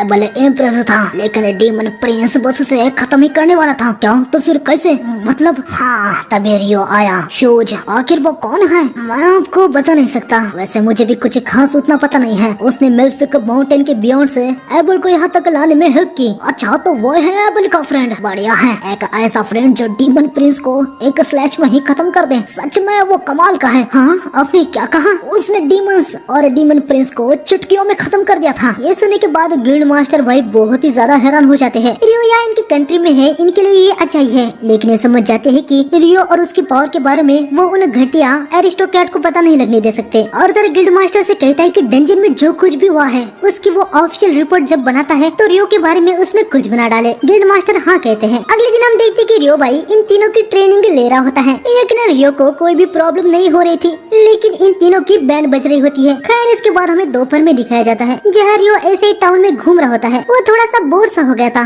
क्योंकि कल के बैटल वो बहुत ही आसानी से जीत गया था। रियो को थोड़ी तगड़ी बैटल करने का मन कर रहा था। तभी रियो को अचानक से बहुत ही टेस्टी खुशबू आने लगती है। रियो वहाँ पर आ जाता है और हम देखते हैं कि यहाँ पर तो सेरा भी होती है। रियो, मुझे नहीं लगा था कि तुम्हें इस प्लेस के बारे में पता होगा, बस कोइंसिडेंटली सेरा मुझे यहाँ की कड़ी की स्मेल आई। ओह अच्छा, तो तुम्हारे नोज ने तुम्हें यहाँ पर लाया। वैसे पूरे लून में यहाँ से बेहतर करी कहीं पे भी नहीं मिलती। आगे ये दोनों करी का ऑर्डर देते हैं और दोनों मस्त से करी को एंजॉय करते हैं। इसके बाद आगे सेरा से रियो को पता चलता है कि वो margrave loon order of night में एक स्वॉर्ड्समैन इंस्ट्रक्टर है। रियो यहाँ पर थोड़ा सा हैरानी हो जाता है कि सेरा स्वॉर्ड्समैनशिप सिखाती है। सेरा उसे बताती है कि वो दिखते नहीं लेकिन वो बहुत ही ज्यादा स्ट्रॉन्ग है। सेरा रियो से एक ड्यूएल के लिए पूछती है। रियो भी मान जाता है। आगे हम देखते कि रियो सेरा जहाँ पे सबको ट्रेनिंग देती है वहाँ पर आ जाता है। ये दोनों ड्यूएल करने के लिए रेडी हो जाते हैं। यहाँ पर कुछ नाइट्स भी होते हैं जो कि इनकी ड्यूएल को देख रहे होते हैं। इन नाइट को शायद से सेरा ने ही स्वॉर्ड्समैनशिप सिखाई होती है। यहाँ पर सेरा रियो से कहती है कि शॉप के बाद से उसने देखा कि रियो थोड़ा सा फ्रस्ट्रेट है, जैसे कि वो बैटल करना चाहता है पर बैटल में उसे अपना पूरा जोर देने की जरूरत ही नहीं पड़ रही। रियो सेरा से पूछता है कि उसे कैसे पता चला कि रियो स्वॉर्ड भी चला सकता है। वो बताती है कि रियो की चाल और पोस्चर देख के सेरा भी अपने आप में एक स्वॉर्ड और मैजिक दोनों का यूज कर सकती है, तो उसे रियो के बारे में भी ये बात समझ ली होती है। इनका ड्यूएल शुरू हो जाता है। सेरा तेजी से रियो पे अटैक करने के लिए आ जाती है, लेकिन रियो भी काफी ज्यादा तेज होता है। वही पहले सेरा पे अपना अटैक लॉन्च कर देता है और सेरा की स्वॉर्ड पे हल्का सा स्लैश लग जाता है। इनकी बैटल चल रही होती है जहाँ दोनों एक दूसरे को बराबर की टक्कर दे रहे होते हैं। ये नाइट्स भी इनकी बैटल देखने के बाद काफी ज्यादा हैरान हो रहे होते हैं। सेरा भी यहाँ पर बहुत ही खुश हो जाती है। रियो भी कहता है कि सेरा बहुत ही ज्यादा तेज है। सेरा भी उसे कहती है कि वो भी कमाल है, अभी तक कोई भी नाइट उसके अटैक को डॉज नहीं कर पाया। सेरा समझ जाती है कि रियो आसानी से उसके अटैक को डॉज कर पा रहा है, तो सेरा रियो से कहती है कि अब वो सीरियसली होकर उस पे अटैक करने वाली है। सेरा बहुत ही ज्यादा तेजी से रियो पे अटैक करने के लिए आ जाती है। रियो भी देखता है कि सेरा पहले से अभी बहुत ही ज्यादा तेज हो गई है। रियो वैसे अटैक को ब्लॉक कर पा रहा होता है,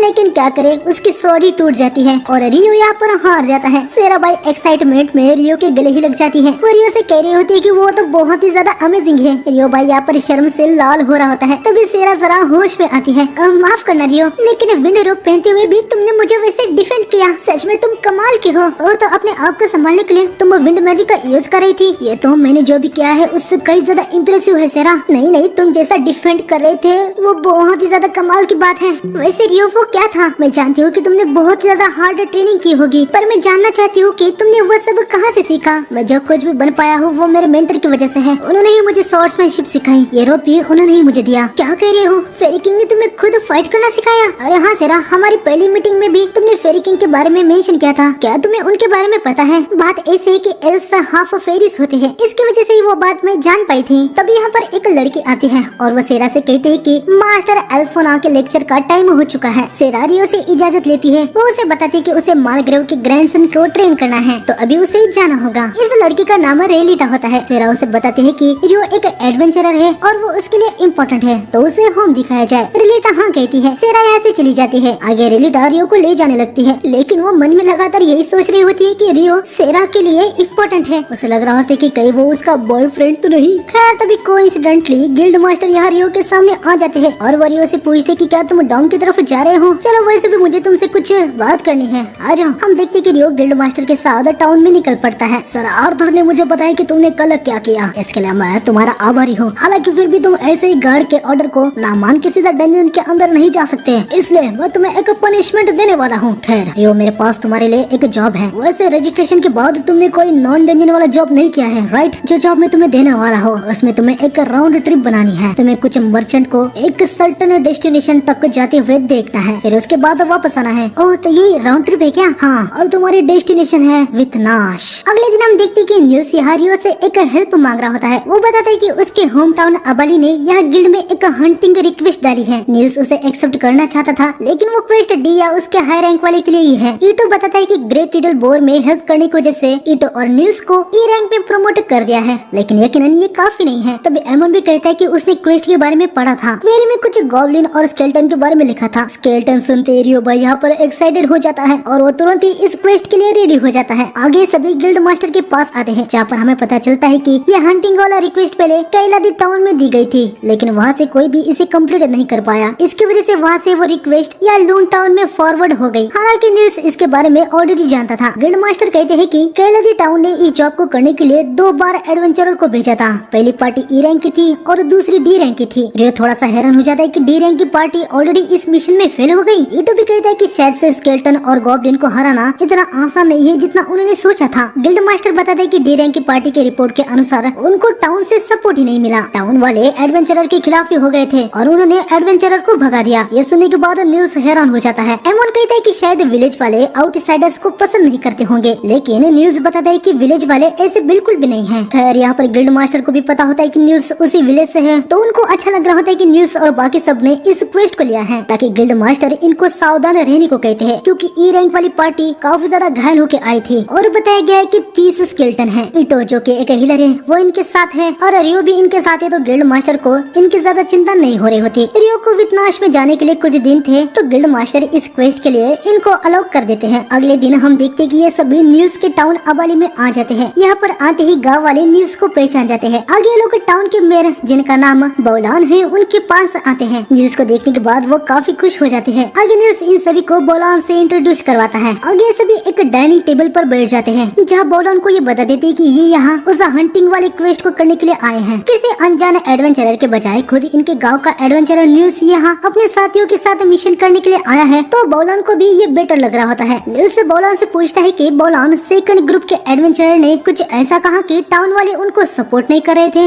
आखिर क्या सीन है? बोलान बताता है कि ईस्ट के जंगल में स्केलेटन और साउथ के जंगल में गॉब्लिन्स के दिखने के बाद इन्होंने उस हंटिंग वाले रिक्वेस्ट को रखा। फर्स्ट एडवेंचरर ग्रुप जब यहाँ पर आया, वो लोग ईस्ट के जंगल में बहुत ही ज्यादा अंदर तक फाइट करने के लिए चले गए, जहाँ उनको जाना नहीं था। वहाँ पर बहुत ही ज्यादा खून खराबा हुआ, इसलिए सेकंड पार्टी आई, पर विलेजर्स ने उनको भगा दिया, क्योंकि अगर वो वहाँ पर और अंदर जाते तो उनके लिए लाइफ और डेथ की बैटल हो जाती। हमें यहाँ पर पता चलता है कि इस विलेज में कुछ खास जगह है, जिससे विलेज का सीक्रेट भी जुड़ा हुआ है, इसलिए एल्डर और काउंसिल की अप्रूव के बिना नील्स इनको उसके बारे में बता भी नहीं सकता। नील्स इसके लिए इनसे माफी मांगता है। इसके बाद रात में हमें नील्स के घर में दिखाया जाता है, जहाँ पर हमें देखने मिलता है कि नील्स का एक छोटा भाई और एक छोटी बहन भी है। नील्स के छोटे भाई का नाम निलोई होता है। वो बताता है कि जैसे ही मैं 18 साल का हो गया, नील्स ने घर की जिम्मेदारी मुझ पे छोड़ दी और वो एडवेंचरर बनने के लिए निकल पड़ा। वैसे नील्स पहले ही एज होने के बाद एडवेंचरर बनने के लिए जाने वाला था, लेकिन बीच में ही हमारे पेरेंट्स की डेथ हो गई। उसके बाद से नील्स ने हमें बड़ा किया और फिर जब मैं काबिल हो गया वो एडवेंचरर बनने के लिए निकल पड़ा। ये सुन के ये सभी समझ जाते हैं कि नील्स भले ही थोड़ा सा बदमाश टाइप का हो लेकिन वो बहुत ही ज्यादा अच्छा है। खैर तभी यहाँ पर नील्स आ जाता है और वो इनको बताता है कि हंट करने के लिए इनको काउंसिल से अप्रूव मिल गया है। ये लोग अपने मिशन के लिए कल ही जाने वाले होते हैं। पहले इनको गॉब्लिन्स को हराना है, उसके बाद स्केलेटन्स को। इस विलेज में दो स्पेशल चीजें हैं। पहली है इनके विलेज का गार्डियन बीस्ट, वो ईस्ट के जंगल में रहता है। ये सुनने के बाद रियो भाई बहुत ही ज्यादा एक्साइटेड हो जाता है। उसे वो गार्डियन बीस्ट बहुत ही ज्यादा फैंटास्टिकल लग रहा होता है। गिट्टू भी थोड़ा सा हैरान था। वैसे उसने सुना था कि कुछ विलेज होते हैं जिनका गार्डियन होता है, पर उसे नहीं लगा था कि नील्स का विलेज भी उनमें से होगा। अगर न्यूज़ बताता है कि सिर्फ मेयर और एल्डर से गार्डियन से मिले हैं तो उसके लिए भी यह फर्स्ट टाइम होगा। यहाँ रियो अपनी ही कहानी बना रहा होता है कि शायद से गार्डियन को कोई इविल गॉड या कुछ ऐसा पजेस कर लेगा और वो इन पे अटैक कर देगा। तभी नील्स रियो से कहता है कि तुम फिर से कुछ ऊट पटांग तो नहीं सोचने लगे। रियो कहता है कि कुछ नहीं। वैसे वो दूसरी स्पेशल बात क्या है? न्यूज़ बताता है कि विलेज में एक श्राइन है, हालांकि इसके बारे में एल्डर ही इनको कल बताने वाली है, तो उसके लिए उनको कल तक वेट करना होगा। अगले दिन ये सभी उस जगह पर आ जाते हैं जहाँ पर बौलन को गॉब्लिन दिखे थे। इनको यहाँ पर गॉब्लिन के पैरों को निशान भी दिखते हैं, जिससे समझ जाते हैं कि गॉब्लिन का डेन आसपास ही होगा। तो रियो को साइड से सेंस होता है कि वहाँ से 10 गॉब्लिन इनकी तरफ आ रहे हैं या गॉब्लिन आ रहे होते हैं। तभी रियो अपने आइस बाइंड टेन का यूज करके गॉब्लिन को जमाने लगता है। काफी सारे गॉब्लिन जमने के बाद ये सभी गॉब्लिन पे अटैक करके उनको खत्म कर देते हैं। एक गॉब्लिन बच के यहाँ से भाग रहा होता है। ये लोग उसका पीछा करने लगते हैं। ये गॉब्लिन यहाँ अपने डेन के पास आता है। ये सभी यहाँ पर आ जाते हैं। रियो इन सभी को भी आइस बाइंड से जमा देता है और आगे ये सभी उनको खत्म करने लगते हैं। लेकिन तभी अंदर से एक गॉब्लिन जनरल आता है। एमोन कहता है कि ये तो वही ग्रेट टिडलबोर जैसा गॉब्लिन जनरल है। ये जानते हैं कि ये गॉब्लिन जनरल को नहीं हरा पाएंगे। गॉब्लिन जनरल इन पे अटैक कर देता है, लेकिन तभी रियो अपने आइस बाइंड का यूज करके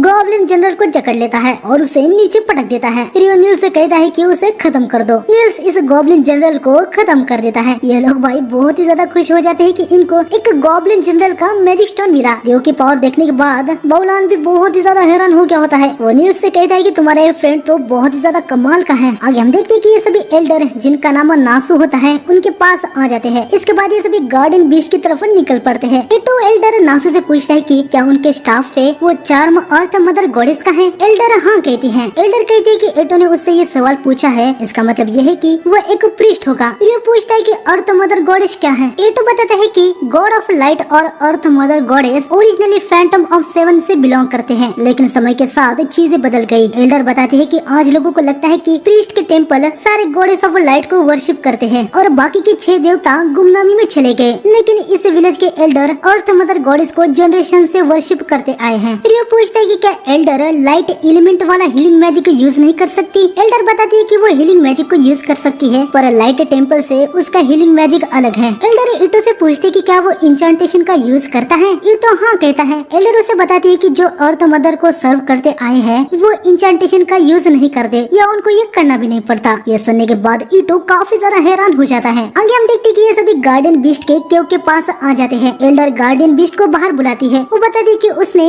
बौलान और 4 एडवेंचरर को लाया है। इन्होंने हंटिंग रिक्वेस्ट को एक्सेप्ट कर लिया है। हम देखते कि अंदर से गार्डियन बाहर आता है। ये एक फेंड्रिन होता है और ये एकदम नॉर्मल होता है, जो देख के रियो का सारा मूड खराब हो जाता है क्योंकि अब उसे कोई भी फाइट नहीं करनी होगी। फेंड्रिन इनको देख के पहचान जाता है कि इटो एक लाइट प्रेस्ट है, एमोन और नील्स स्वॉर्ड्समैन है। रियो को देखने के बाद फेंड्रिन उसे अपना नाम बताता है जो कि नुक्सिन होता है। फेंड्रिन रियो से पूछता है कि वाटर मैजिशियन आखिर मैं तुम्हें क्या करके बुला सकता हूँ। रियो फेंड्रिन को अपना नाम बता देता है। यहाँ पर एल्डर और बोवान बहुत ही ज्यादा हैरान हो जाते हैं कि गार्डियन बीस्ट ने अपना नाम बताया, क्योंकि आज तक उसने ऐसा कभी भी नहीं किया था। फेंड्रिन बताता है कि उसका नाम प्रोनाउंस करने में काफी ज्यादा मुश्किल है, इसलिए उसने कभी नहीं बताया। हालांकि रियो को उसका नाम बताना ये थोड़ा सा रूड होता। आगे फेंड्रिन रियो को बताता है कि वो भी फेरी लोक से रिलेटेड है और रियो भी है, इसलिए रियो के प्रेजेंस में रहना ये गार्डियन बीस्ट के लिए बहुत ही खुशी की बात होती है। गार्डियन बीस्ट नासू से कहता है कि उसने एक काफी वंडरफुल गेस्ट को यहाँ पर लाया है। खैर आगे फेंड्रिन इनको क्वेस्ट के बारे में बताता है। श्राइन के सामने करीब 30 स्केलेटन है और अंदर एक पावरफुल स्केलेटन है। फेंड्रिन ने खुद से उसे श्राइन के अंदर रोक के रखा है। जैसे ये लोग बाकी के 30 स्केलेटन को खत्म करते हैं तो श्राइन की पावर अंदर के स्केलेटन को रोक नहीं पाएगी। आगे हम देखते कि ये सब यहाँ पर आ गए होते हैं। इटो अपने हीलिंग मैजिक का यूज करके बाहर के सारे अनडेड को खत्म कर देता है। इसके बाद ये सभी श्राइन के दरवाजे को ओपन करते हैं। हम देखते कि यहाँ पर अंदर एक काफी बड़ा और पावरफुल स्केलेटन आर्क होता है। रियो अपनी पावर का यूज करके इनके वेपन्स को पावरफुल बना देता है। इसके बाद वो गार्डियन बीस्ट को सिग्नल दे देता है कि अभी वो स्केलेटन आर्क को बाहर आने दे सकता है। स्केलेटन स्केलेटन आर्क यहाँ पर बाहर आने लगता है। रियो आइस बांध को बना के उसे नीचे गिरा देता है। उसके बाद नील्स और एमोन स्केलेटन पे अटैक करते हैं। आगे स्केलेटन उड़ जाता है लेकिन वो फिर से नीचे गिर जाता है। नील्स स्केलेटन के सर पर एक तगड़ा वार करता है। स्केलेटन भाई फिर से उठने लगता है लेकिन वो थोड़ा सा ही चल के फिर से गिर जाता है। नील्स इस बार स्केलेटन की गर्दन पे बहुत ही तगड़ा हमला कर देता है और हम देखते हैं कि ये स्केलेटन आर्क यहाँ पर खत्म हो जाता है। इसके बाद ये सभी श्राइन के अंदर आते हैं। एल्डर बताती कि वो भी कभी यहाँ पर श्राइन के अंदर नहीं आई थी। यहाँ अंदर आके इनको एक मूर्ति दिखाई देती है जिसका एक पार्ट मिसिंग होता है। भगवान पूछता है कि आखिर यहाँ पर क्या हो रहा है। एल्डर बताते हैं कि उनके विलेज के एक प्रीस्ट ने एक बार कुछ कहा था, वहाँ पर जो ज्वेल है वो शाइन हुआ करता था, लेकिन एक दिन वो डार्क और क्लाउडी बन गया और फिर सब कुछ एक साथ बिखरने लगा। गार्डियन बीस्ट ने भी कुछ मेंशन किया था कि क्यों में कई और से एक पावर फ्लो रिज्यू हो रही है। एल्डर को लग रहा होता है कि यही वो कारण था जिसकी वजह से गॉब्लिन और स्केलेटन यहाँ पर दिखाई देने लगे थे। ये श्राइन उनके लिए एक पावर का सोर्स जैसा बन गया था। एल्डर कहते हैं कि वो अपने सॉर्सरी का यूज करके इसे सील कर देगी, जिससे जो कुछ भी पावर इसके अंदर से आ रही थी अब वो बाहर नहीं आ पाएगी। आगे हम देखते हैं कि इनका काम हो गया था तो ये लोग लून की तरफ निकल पड़ते हैं। आगे थोड़ी देर बाद हमें दिखाया जाता है जहाँ पर हमें पता चलता है कि ईटो और नील्स को डाउन्स में लेके लगभग 300 दिन होने वाले थे। अब वो दोनों कई और जगह पे रेंट दे के रहने वाले होते हैं। नील्स एमोन और रियो से पूछता है कि क्या वो दोनों उनके साथ रहने के लिए आएंगे। एमोन तो तुरंत ही इसके लिए मान जाता है लेकिन रियो कहता है कि इसके बारे में वो नील्स को बाद में बताएगा क्योंकि उसे पहले कुछ करना है। इसके बाद हमें गिल्ड मास्टर और एबल को दिखाया जाता है जहाँ गिल्ड मास्टर ने एबल को विटनाश पोर्ट फेस्टिवल के ओपनिंग में अपना प्रतिनिधि के रूप में जाने के लिए कहा होता है। इसके बाद हमें 2 मैच को दिखाया जाता है जो कि ट्रेनिंग कर रहे होते हैं। एक बंदा इनकी ट्रेनिंग को रोक देता है और बताता है कि कमांडर उनसे कुछ कहना चाहती है। इनकी कमांडर आती है और वो इनसे कहती है कि इंपीरियल मैजेस्टी से ऑर्डर आया है कि वो और उनका लेफ्टिनेंट वो कल नाइटली किंगडम के विटनिश में जाने वाले हैं। वो 2 मंथ के लिए वहाँ पर जाने वाले हैं। उनके वापस आने तक कमांडर इन सभी में इम्प्रूवमेंट देखना चाहती है और हमें पता चलता है कि ये बंदा कोई और नहीं बल्कि इनफेर्नो मैजिशियन है। नेक्स्ट पार्ट देखने के लिए चैनल को सब्सक्राइब करके बेल आइकन को ऑल पे सेलेक्ट कर देना। वीडियो को प्लीज हाइप कर देना, लाइक कर देना। मिलते हैं नेक्स्ट वीडियो में, तब तक के लिए सायोनारा गाइस।